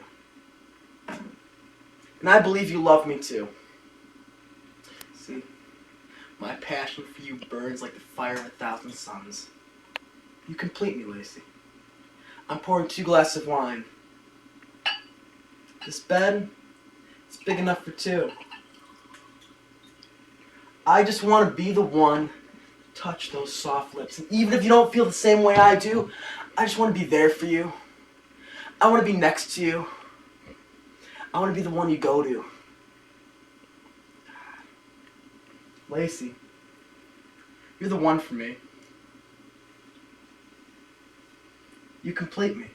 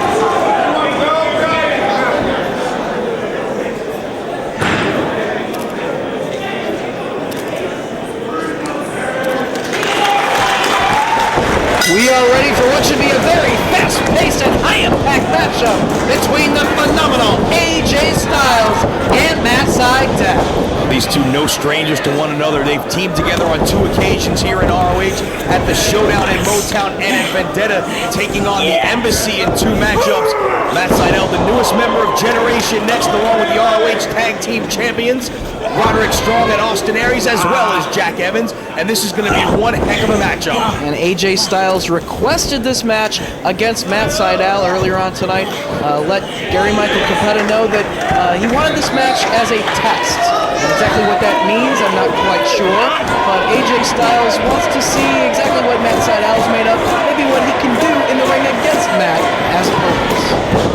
Guys, very evenly matched as far as quickness goes. AJ a bit of a size advantage, maybe a bit of a strength advantage, but Matt Sydal holding his own right there. It's AJ with the waist lock. Sydal putting on the brakes, reversal to go behind. AJ off the ropes. Rolled up by Sydal. AJ powers his way out. Sydal off the ropes, but gets caught with the head scissors. And right back to his feet is Sydal. I said it was going to be fast-paced, and they're showing that right off the bat. 2 of the most agile wrestlers on the roster, along with Matt Sydal's fellow Generation Next teammate, Jack Evans. And no doubt both men will be looking to put their high-flying ability to use in this match to try to earn the victory. Go behind into the hammerlock by Sydal as AJ in the center of the ring. AJ trying to work his way out. A little leverage there as the head of Sydal snapmares his way out. Leapfrog by AJ. Sydal puts on the brakes and a deep arm drag. AJ follows up with one of his own. Sydal goes for one, he's caught by AJ and driven face first to the canvas, but he's rolled up by Sydal. Cover. Only able to get one, and AJ goes right back to work on the arm. We're seeing just how well matched up these 2 wrestlers are. As soon as one man has the advantage, his opponent is able to gain the advantage almost instantly. And now Matt Sydal with a nice bridge, trying to keep his shoulders up off the canvas, while AJ has the arm trapped. Show of strength in the neck muscles by Matt Sydal. 2 of the most well-put-together athletes on the roster. Look at Sydal showing the strength as he gets back to his feet. Reverses into a hammerlock of his own. And AJ looking for that snapmare, but instead drives the elbow right to the side of the head. Sydal ducks that one. Takes him over the head scissors of his own. Just like AJ did a moment ago, this time it's Sydal wrapping his legs around the head and the neck of AJ Styles and taking him down to the canvas. See sort of a smirk on the face of AJ as he gets back up. Sydal maybe showing him a little something he wasn't expecting there.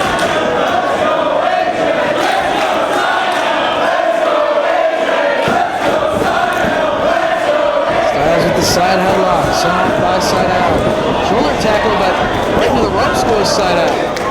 Hits the ropes. Gets all the drop kick, does AJ Styles. AJ hits Sydal with such momentum on that shoulder tackle. Sydal didn't go down. He wound up bouncing off the ropes, but then gets caught with that drop kick. The fact that he was able to save himself from being bowled over with the tackle and hit the ropes just shows, just like a cat, how he can land on his feet almost out of nowhere, or stay on his feet. Tremendous agility by both these men. AJ trying for the suplex. Sydal puts on the brakes. One more time. This time AJ finally able to get him up. Running vertical suplex, drops him right on the back of his neck. Covered by Styles, hooks the leg. Able to get 2. Sydal feeling the effects on his lower back right there. As the veteran competitor AJ Styles in control. Hard forearm to the side of the head of Sydal. AJ picks him right back up. Snapmare over one more time. AJ off the ropes. Jumping knee right across the forehead. Got great height on that. And connected full force, but Sydal able to kick out. Also gets a lot of downward momentum when he does that split in midair. Able to get a lot of velocity and a lot of impact on that knee. And a matchup such as this is sure to have ramifications on the top 5 rankings, as both of these men are top flight competitors here in Ring of Honor. Matt Sydal meets the elbow of AJ Styles, sends him all the way through the ropes and to the floor. Unable to stand on his feet after being driven back to the ropes a second time. This time he went through the ropes and all the way to the floor, feeling the effects as AJ stands in the center of the ring. Shoulder block to the midsection of AJ Styles. Look at Seidel having my look at his suplex into the floor. AJ catches himself, staying on the apron. Been jockeying here on the apron.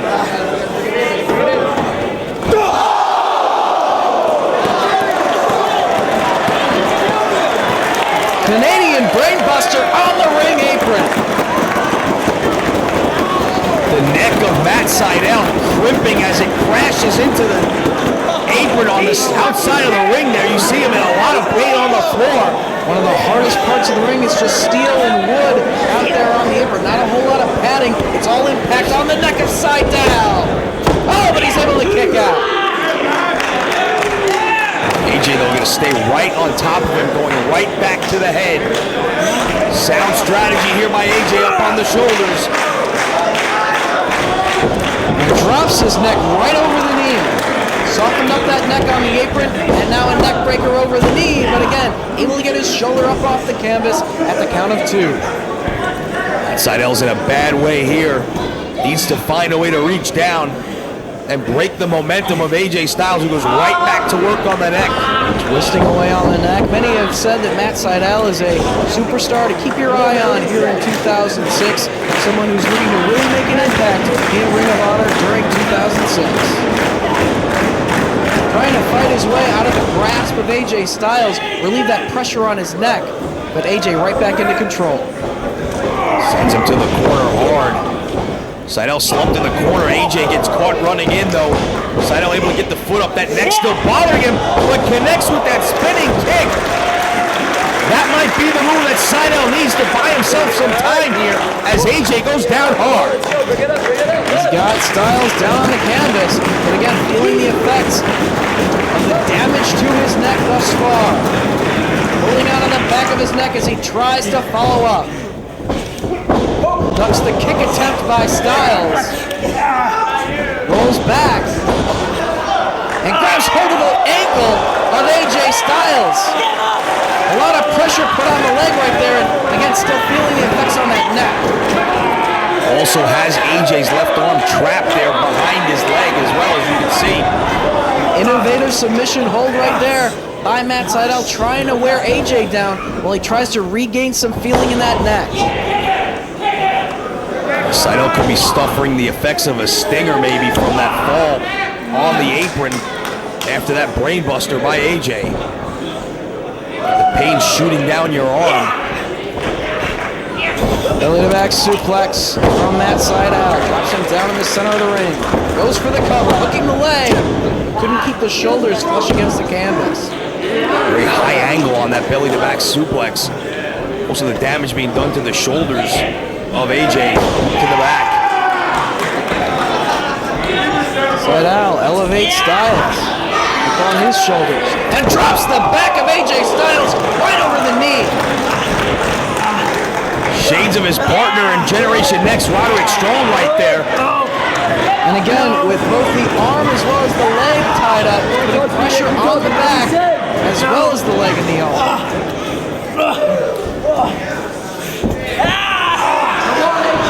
Matt Seidel likes to put the moonsault belly-to-belly suplex off the top to use to finish off his opponents, as well the Here It Is driver, a half Nelson pump handle driver. Both maneuvers do damage to the back of his opponents. Styles on the apron, Seidel still in the center of the ring, off the ropes.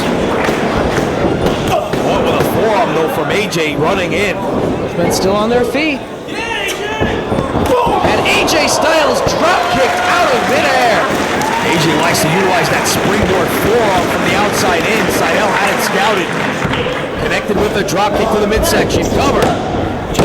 This matchup, another example of how being tag team partners causes you to really realize what your opponent is capable of, what his moveset is, what to keep your eye out for. You saw that maneuver that AJ likes to put to use and was able to counter it, kicking him right out of midair. And now looking to follow up, Matt Seidel with the head of AJ Styles. Looking for a DDT out of the corner, but AJ's firing away and connects with the kick and sends Seidel all the way to the floor. Matt Seidel's back crashing into the apron on his way down. again clutching the back of his neck. Back on his feet on the floor, trying to regain his bearings. AJ back to his feet inside the ring. Goes for the dive. Matt moves out of the way, but AJ landing on his feet and now chopping away at the chest of Sydal, driving him head first into the barricade. Couple of hard chops and forearm shots, and then thrashing him into the barricade. Another forearm connects right on the chin. Military press. Oh, Matt saved himself right there. Looked like AJ was maybe going for a moonsault off the top of the guardrail, but Matt saw it coming and shoved him down, and now it looks like Matt Sydal is going to take a rest.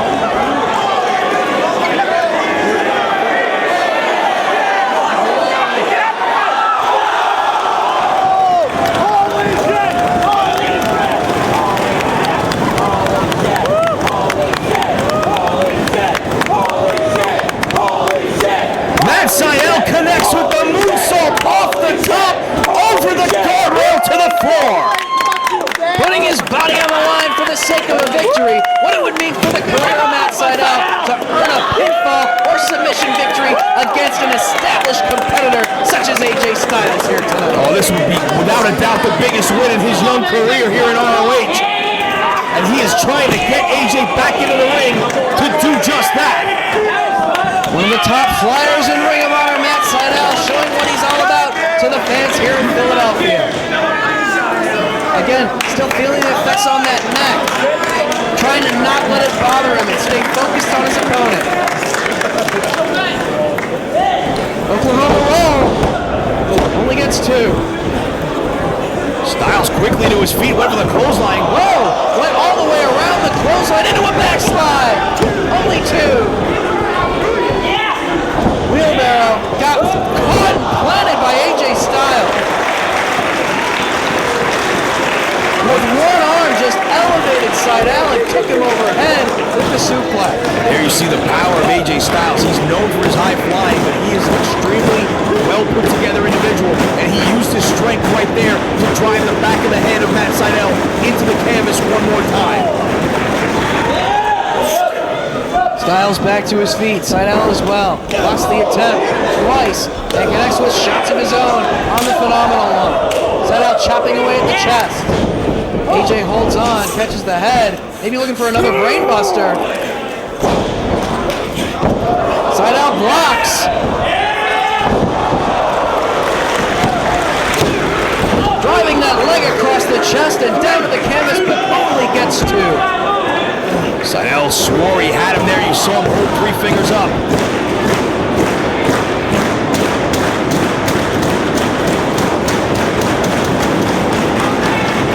Listen to these fans get behind Matt Sydal. They want to see him pull it off here. Clubbing shots across the back of AJ. Looking for the Here It Is driver, the half Nelson pump handle driver, but AJ fights it off. Waist lock by AJ. For the German suplex. Matt trying to hold his ground. Chest first down to the canvas. Into a cover.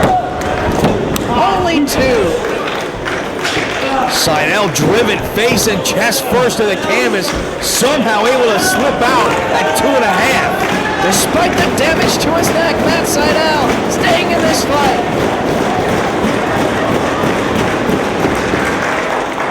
AJ Styles measures him for the chop right across the chest.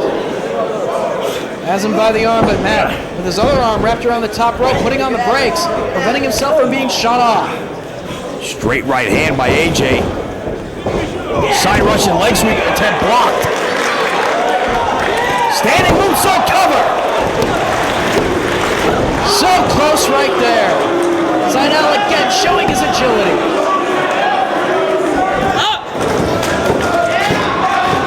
He's got Styles down. Can he capitalize?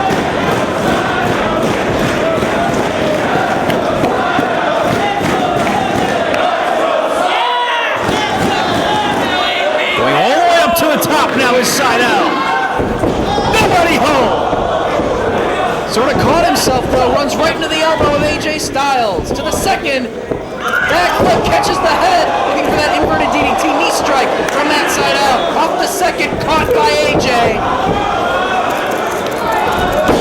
And folds him in half. Right across the back. Styles with the cover. Side out with the shoulder up. Once again, Seidel able to get that the right shoulder up on that occasion. AJ Styles feeling the effects. Seidel down on the canvas.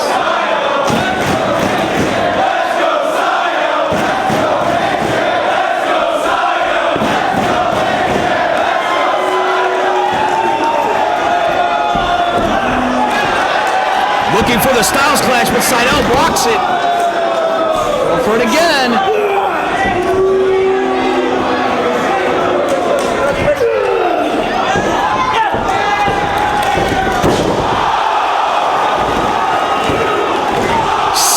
Seidel just spiked him right on top of his head. So very close, so close.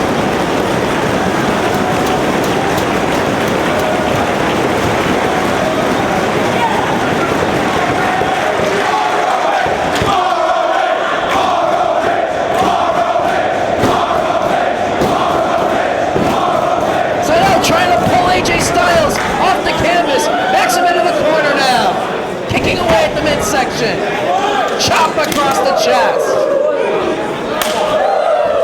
Maybe looking for the moonsault belly-to-belly suplex as he places Styles on the top. And AJ fighting it off. Jockeying for position here. Headbutts now from AJ Styles. Seidel trying to hold on. Styles clash off the ropes.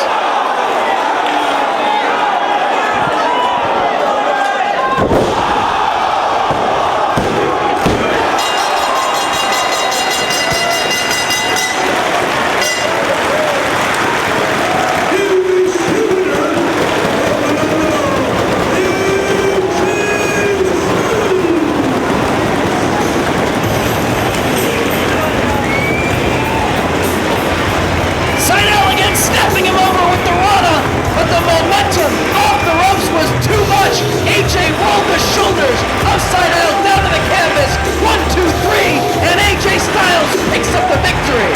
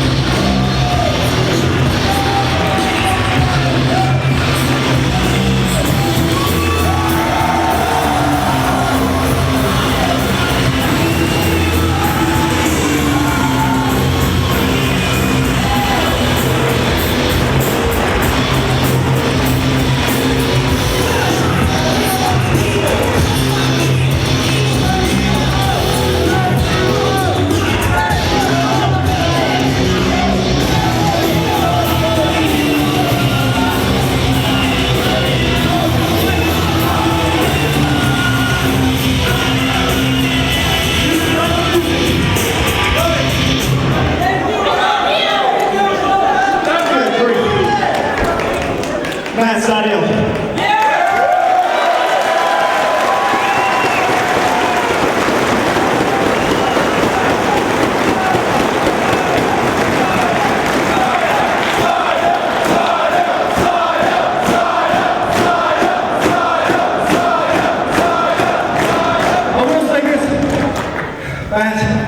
If they call me phenomenal, bro, there's not a word to describe what you are.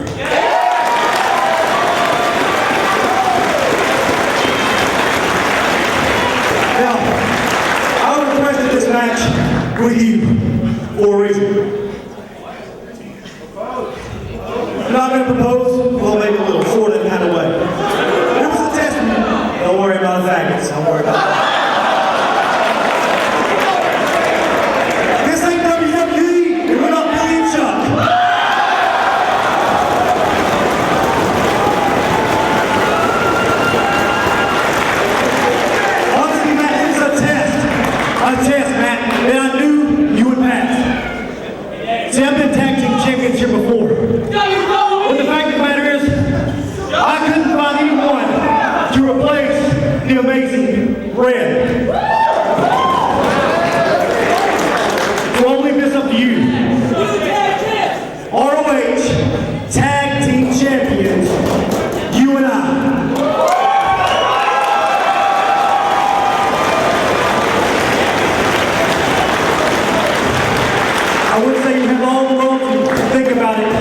but you don't. I will let you think about it. It's your decision. AJ Whitman.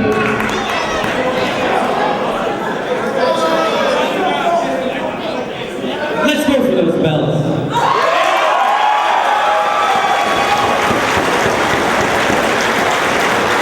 I've been here for 2 years, and I'm ready for a shot at the title. So let's go for those tag titles again.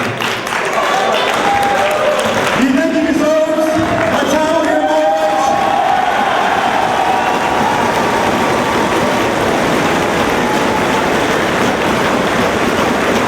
I'll leave it at that.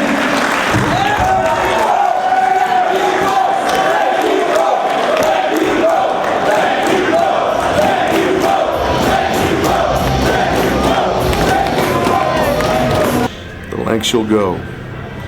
The lengths you'll go. See, Christopher Daniels, what I did to BJ Whitmer tonight, that's just an example of the lengths I will go to get what I want. You want to finish this in ROH, we'll finish it. And I'll finish you. There's one thing you need to realize, Daniels. I am Samoa Joe. And I am pro wrestling.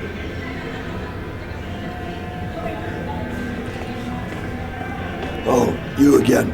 See, Cornette, I hope you're watching this video, and I hope you're listening very close, and I hope you think that my voice right now is a work. I hope you think that it's fake, because it's you who put me in six-man mayhem. It is you. Yeah, zoom in on the throat. You see the mark on the throat? It is you, Cornette, who put me in six-man mayhem, and I was kicked directly in the throat. Pennsylvania State Athletic Commission says that if my Adam's apple was cracked, I was subjected to emergency surgery because of you. Because you think that it's some joke, that I need to come to Ring of Honor and prove myself. Well, if this is what proving myself is, being hopped up into stinking matches with midgets and retards that kick people in their throat when I'm a wrestling athlete, then I have a message for you. Do it again, do it again, and do it again. Because I don't care how many times I'm kicked in the throat, head, or otherwise, Cornette. I'm coming back for more and more and more. You want Adam Pearce to prove his worth? You want me to earn my spot? You don't know the lengths that I'll go to take it straight to the top. I'm the scrap daddy, you understand that? And if you don't today, you will. Thank you very much for your time.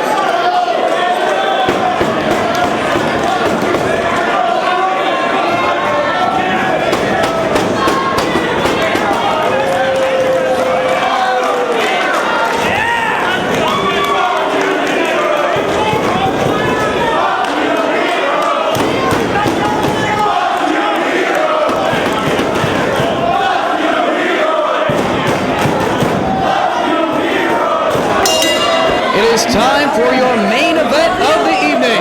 The Ring of Honor World Title is on the line. Hell has indeed frozen over.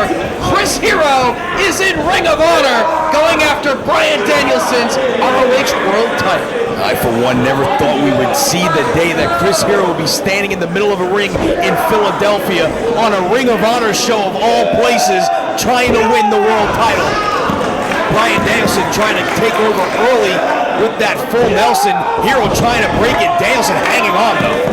There was an incident earlier on this afternoon at the Combat Zone Wrestling event across town here in Philadelphia.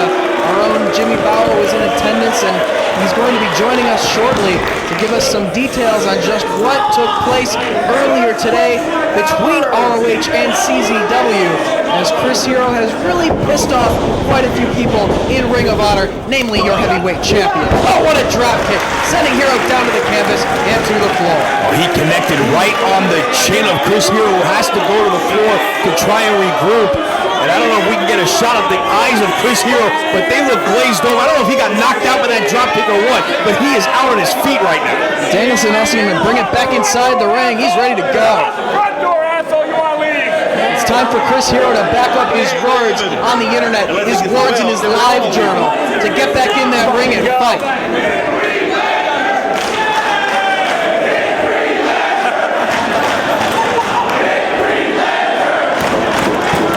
Hero taking his time, conferring with his fellow CZW associates. Is that who those guys are? Adam Flash, the Necro Butcher, and Nate Webb, who he has brought to Ring of Honor to, I guess, watch his back.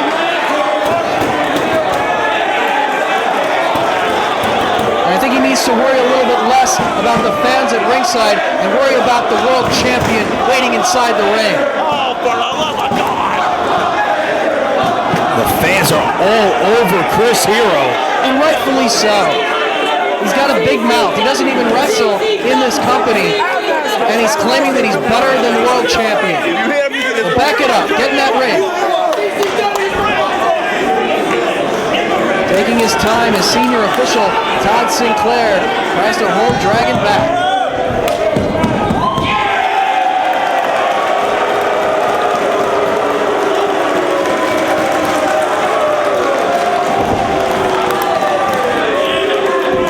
Like anybody besides the four yahoos outside the ring in yellow shirts are going to cheer for you.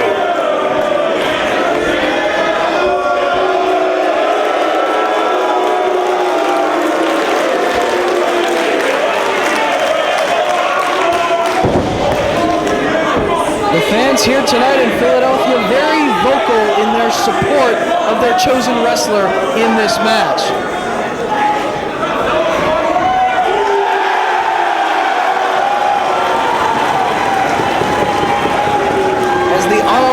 Crowd voices their support for the American Dragon.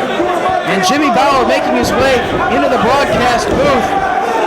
Bring us up to speed. What exactly took place this afternoon across town? Well, first of all, is this that Chris Hero that I'm always reading about at CZW Fans or Death Valley Driver that everyone's always saying belongs in Ring of Honor? That was indeed the Chris Hero that you read about. Has he ever lifted a weight or seen a tanning bed? I mean, what's with this guy? What's with that outfit? And who are those homeless guys on the outside with us? The Necro Butcher, Nate Webb, and Adam Flash. They're not wrestlers, are they? I mean, come on. Where do you think those people up They are members of the Combat Zone Wrestling roster for CZW and ROH agreeing to run shows on the same day.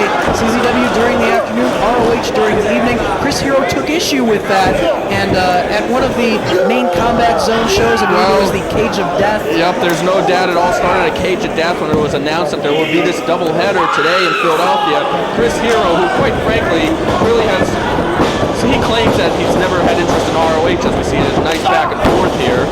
Hero connecting on the kick with Dragon. That's probably all he'll get in this match. But anyways, Hero claims he's never interested in ROH. The fact of the matter is that Hero was never good enough. He never fit the mold of what we want in ROH, and that's a real wrestler. And there's been a lot of issues between Hero and ROH management. And the fact of the matter is when the doubleheader was announced at the Cage of Death show, Hero, who was a star in CZW, took exception to that, called out Bryan Danielson, and there's some more back and forth action. A big drop kick by Danielson there. And anyways, Hero called out Danielson, called out ROH. And belt, there are some words on the internet that just said the live journal, some video messages at ROHvideos.com, and as a result, Bryan Danielson went to CZW this afternoon. He said he wouldn't wrestle there. He would go there for the fight because CZW was beneath him, so he would not defend the belt there, but he went to CZW. There's a riot-like scene with members from the ROH locker room, members from the CZW locker room, one of the most chaotic things I've ever seen in my life. And then it all led to this. Bryan Danielson told Hero, hey, sign one of those open contracts. Come here, come to ROH, and I'll give you a title shot. And that's what Hero did. He did sign one of those open contracts. Bryan Danielson, certainly a fighting world champion. Baseball slide dropkick, but Hero moves out of the way, and Danielson with the forearm to the back of Chris Hero. Looking to send him into the barricade, and back first into the steel goes Hero. Again, Dragon connecting with a drop kick on the chin of Chris Hero, doing all sorts of damage, and now taking the fight to the outside. Another chop across the chest. Again, Bryan Danielson doesn't care if a wrestler is necessarily a member of the Ring of Honor roster. He has said that he will put the Ring of Honor world title on the line against anyone who claims that they are the best wrestler in the world. That's why there are open contracts across the wrestling scene. That's how Steve Corino was able to sign a contract to get a title shot through Hustle and Dream Stage Entertainment. That's why Marufuji got a title shot at Final Battle, and that is why Chris Hero was given an open contract for a title shot here tonight in Philly. Well, Bryan Danielson has been a great ROH World Champion, whether you agree or disagree with his attitude.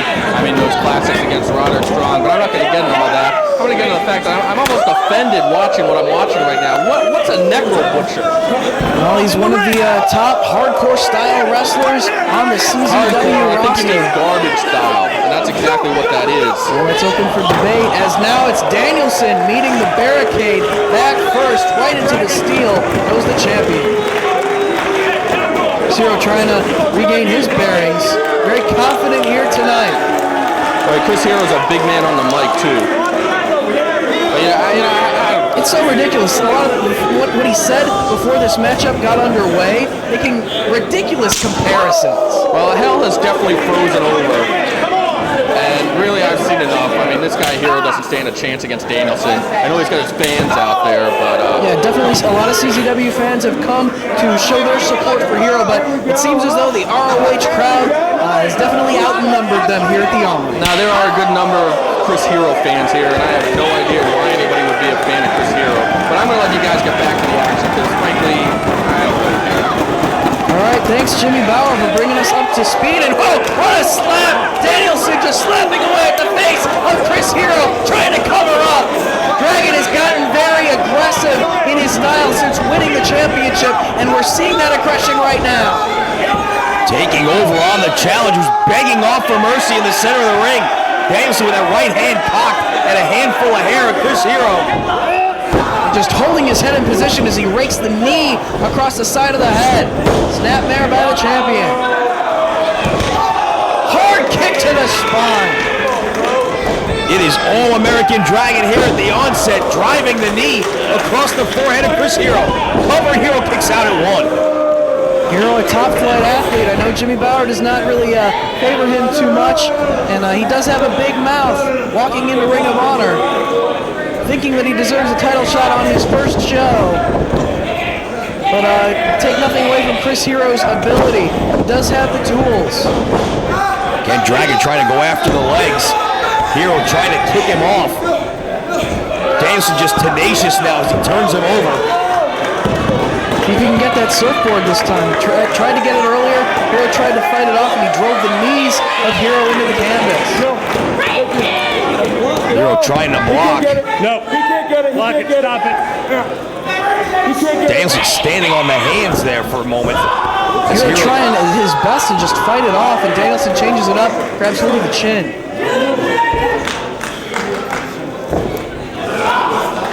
Unable to get that surfboard. Instead, he's going to try a version of the Indian Deathlock here.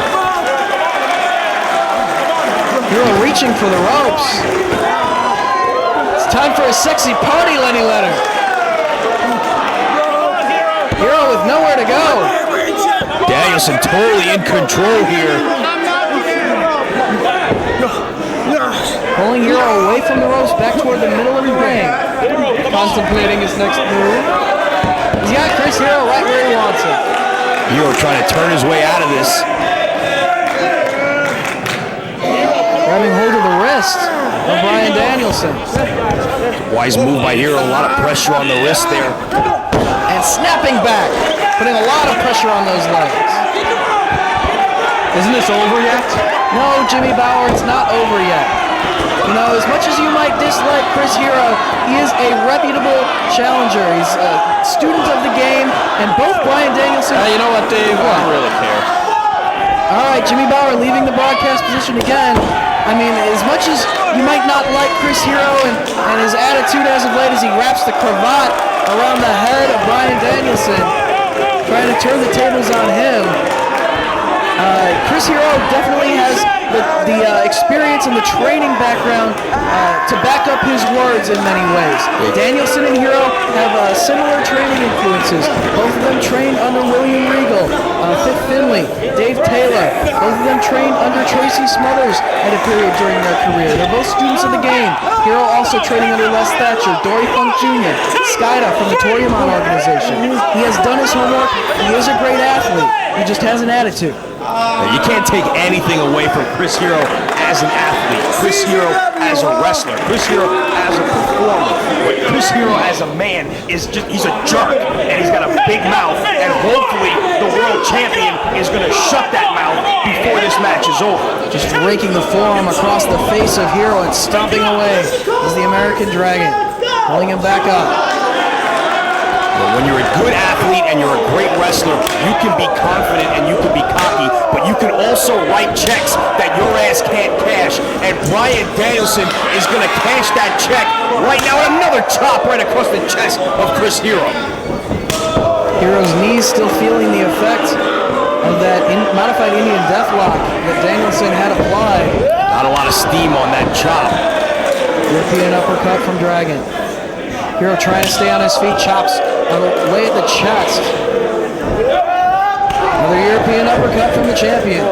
Hero staggers to the corner. Trouble getting out. Forearm across the jaw, though, of the champ. Staying on his feet. Either men wanting to go down here. Battle of wills in the center of the ring. Another hard forearm shot. And a second from the champ as Hero on a knee. And both of these men, world-traveled athletes as well. Both of them have spent a great deal of time wrestling in Europe and training in Europe, training in that European style. Both of them have wrestled in Japan as well. Bryan Danielson spending much of the summer over in England. Needed a break from ROH, frustrated earlier this year. Last year, it's 2006. Struggled. Unable to win the ROH World title, got frustrated, went to Europe for some more training in that style, came back and was able to win the ROH World title. And ever since, he has been unstoppable as world champion. Hero going to work on the arm of Bryan Danielson. Some of Hero's trademark maneuvers include the hangman's clutch, where he ties up the legs and holds the cravat around the head. Also likes to do an arm capture version of the hangman's clutch, where he has the arm trapped as well. And that may be what he's looking to set up for here as he's working over the arm of Danielson.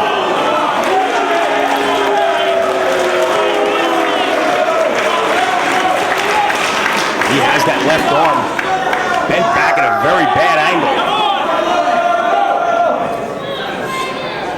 Pulling Danielson up, has that arm trapped, and drives the arm into the turnbuckle. Danielson trying to shake some life into it.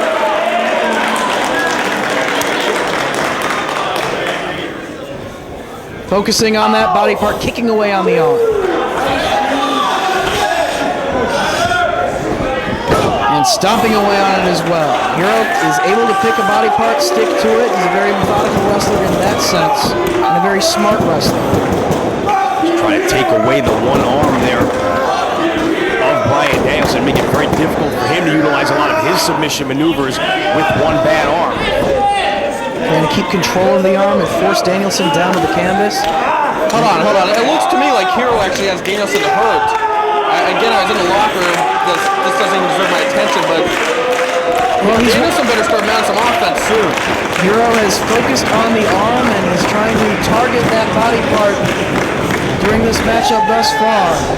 Danielson trying his best to hang in there. Down into the cross arm breaker goes Chris Hero. All right, come on, Brian. Trying to get full extension on the hold. Danielson rolls back to relieve the pressure. There we go. Out wrestling Chris Hero. Both of these men, world-class athletes. But does Hero have enough to take the championship from Bryan Danielson? You know, I just want to say that if that Nate Flash or Adam Webb or that Butcher guy even make one motion towards that ring, that Todd Sinclair is going to disqualify Chris Hero here. Well, they've stayed out of the action thus far. They have not interjected themselves into the matchup. It has been one-on-one between Danielson and Hero thus far. Apparently just here for moral support, as Hero now has things going his way. And Hero dragging Bryce Remsburg to the ring almost against his will, wearing the CZW referee shirt with the yellow and black stripes. Maybe just sort of keep an eye on Todd Sinclair. Backbreaker right over the knee, had the arm in hammerlock position, did damage to the arm as well as the back at the very same time. And can't take anything away from the athletic ability and the wrestling skill of Chris Hero. Again, only able to get two.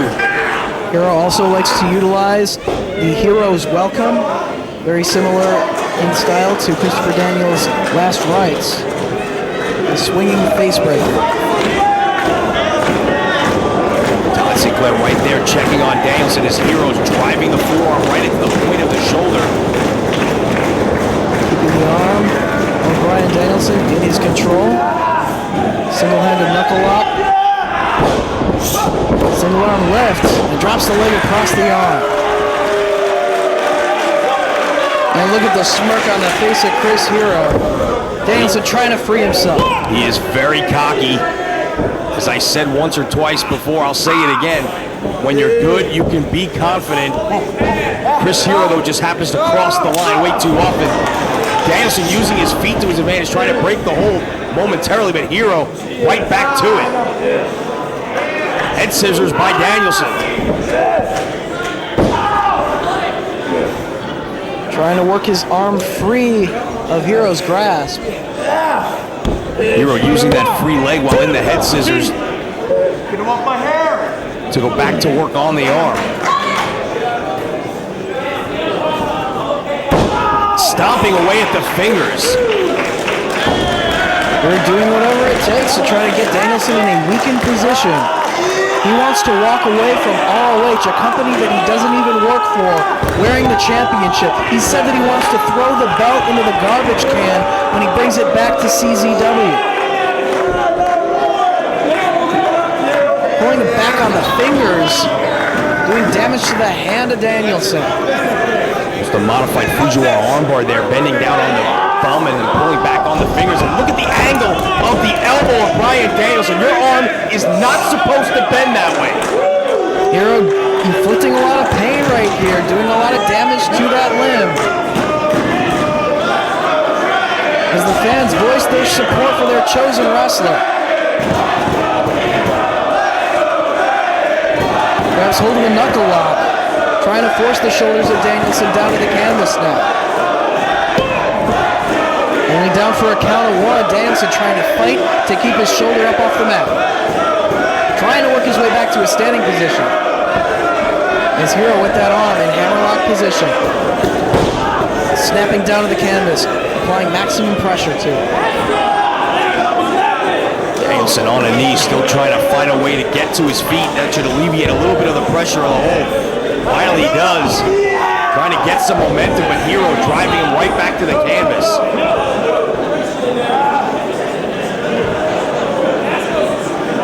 Using his forehead there for a little bit of extra pressure, pushing down on the ribs as he drives that arm back up in the hammerlock position. You know, I can see some members of ROH management toward the back of the building. They look a little bit nervous at the success of Hero versus Dragon so far. Whoa. Let's company line, Dave. Well, I'm telling you like there it we is. got Danielson. Nicely done. Oh, what a slap!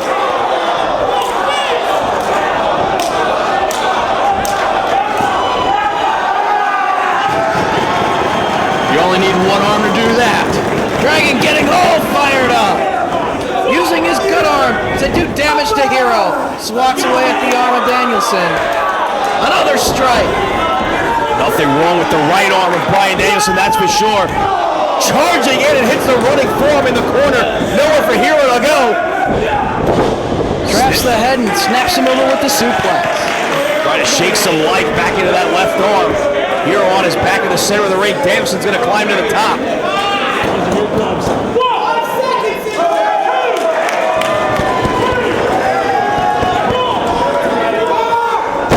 Connects with the diving headbutt. Cover. Hero able to kick out. Going for the cattle mutilation here. The double arm bridge submission. Hero trying to fight it off. Gotta wonder how much strength Danielson has in that arm, if he could even put it on at this point. Snap forearm STO. Only gets 2.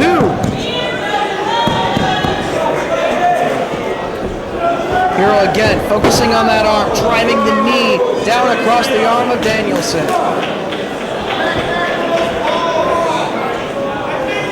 Hero again staying right on the injured arm. Single-handed knuckle lock applied by Hero, twisting away on the arm. Going for that single arm left once again. And now knee strikes from Danielson in retaliation. Going for the backslide. Gets a near fall. Hero right back after the arm. While now he's strong cradle. Can't get it. Near fall for Danielson. Finally takes him over. And Hero with the near fall as well. Back and forth, both men scoring near falls on one another.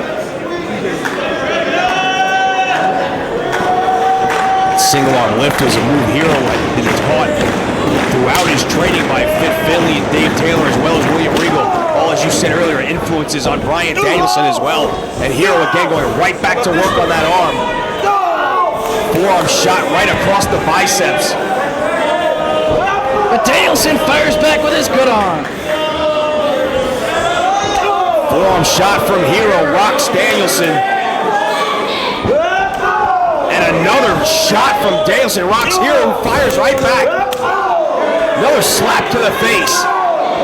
Hero still on his feet. Firing away with more forearms. Roaring eye poke. That's what you can expect from someone from CZW. Hey, Power, I thought you weren't even going to watch this match. I thought you didn't care about it. Whoa! Arm capture, Hangman's clutch. He's got the arm trapped. He's No way. over that arm. There's no way. Cranking back on the cravat. Oh my God. There's Will no... Danielson tap. He's going to throw the belt in the garbage. Really cranking back on the cravat. He's got the arm trapped, but Danielson reaches the ropes.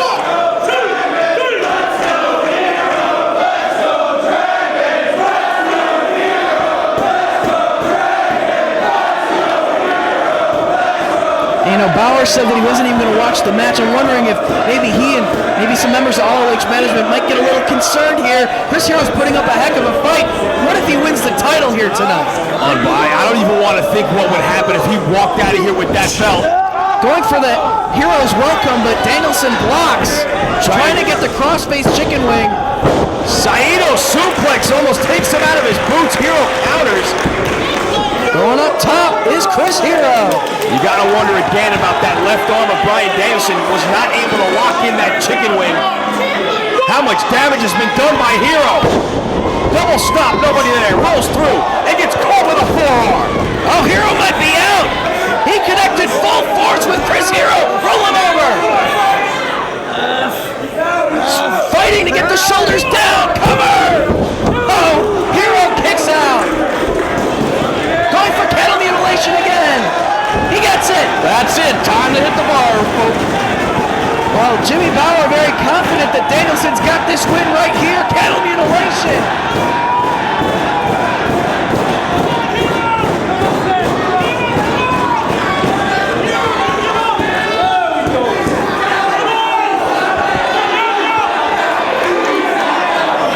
Hero not tapping. Are you kidding me? Reaches the ropes. Danielson must release. Tremendous display of guts right there by Chris Hero, refusing, absolutely refusing to tap out, and able to make it to the ropes. but that left arm of Bryan Danielson virtually useless as it hangs at his side. Hero lifeless down on the canvas.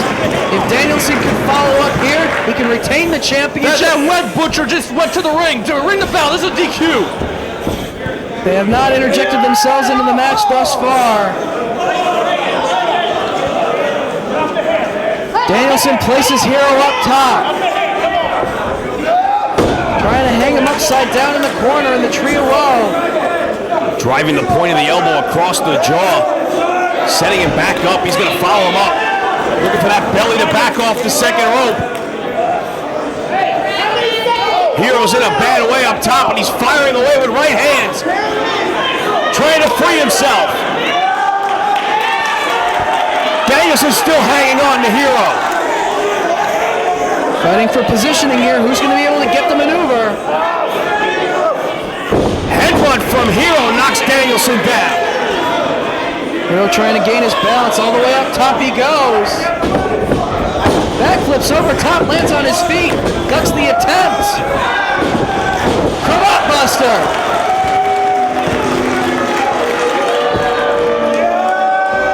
He's got the arm capture, Cravat Buster. Connects with it. Cover. Kick out! Oh, staying focused on the arm. Going for the arm capture. Hangman's clutch once again. No way, no way.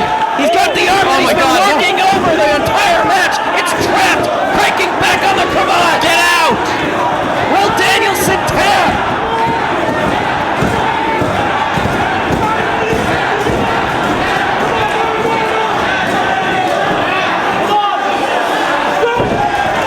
Danielson reaches the ropes. Come on, break the hold!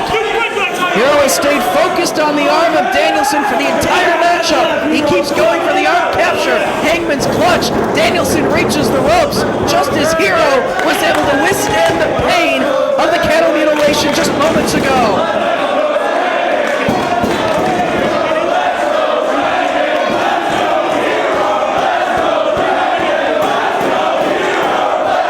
Hero with the chop across the chest. Some of this crowd from CZW starting to get behind Chris Hero Hero's here. welcome. No, knees for Bryan Danielson. Trying to block. Forearms from Hero across the back. Going for it again. Another knee from Danielson. Trying to block the Hero's welcome as best he can. Forearms now from Hero. Lefts and rights. Roaring elbow rocks Danielson. Can he get it now? Hero's welcome. Cover. No, no, no, no. Dragging, kicks out. He kicks out. 2.5. Danielson able to kick out. It's anybody's ball game at this point. Hero putting up one hell of a fight against the world champion. You know what, Dave? I hate to admit it, but you're right. It is anybody's ball game. And now Hero just slapping the sides of the face of Bryan Danielson.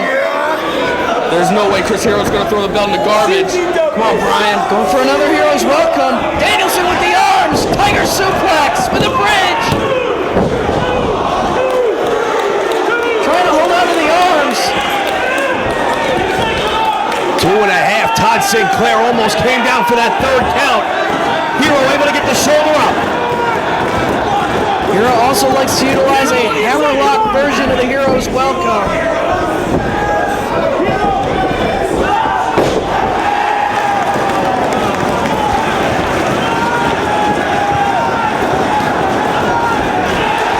That's it. The belt stays in ROH. Oh, and you know what? This is going to be the last time that I have to hear the name Chris Hero. I want to thank CZW. It's great cooperating with them today on the doubleheader. A great organization. Another one for Bryan Danielson. We'll see you in Ohio.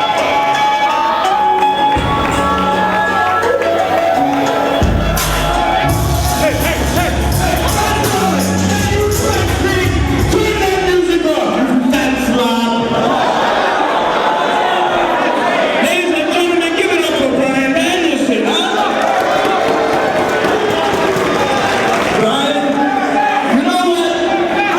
You and I know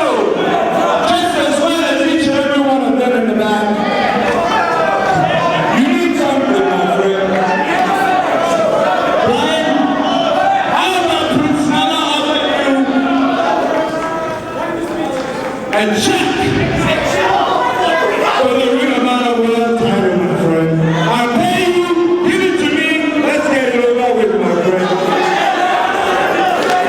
Wait. Before you hand me the check, why don't you tell all these people how much you're exactly willing to pay me for that belt?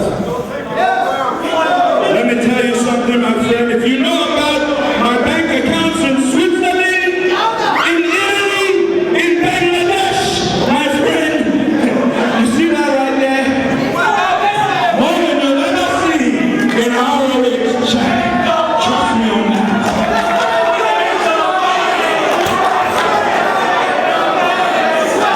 The belt for the money, my friend, and you can retire and live on that beach for the rest of your life. How about it? Hand the belt over, I pay you, and we all go home happy tonight.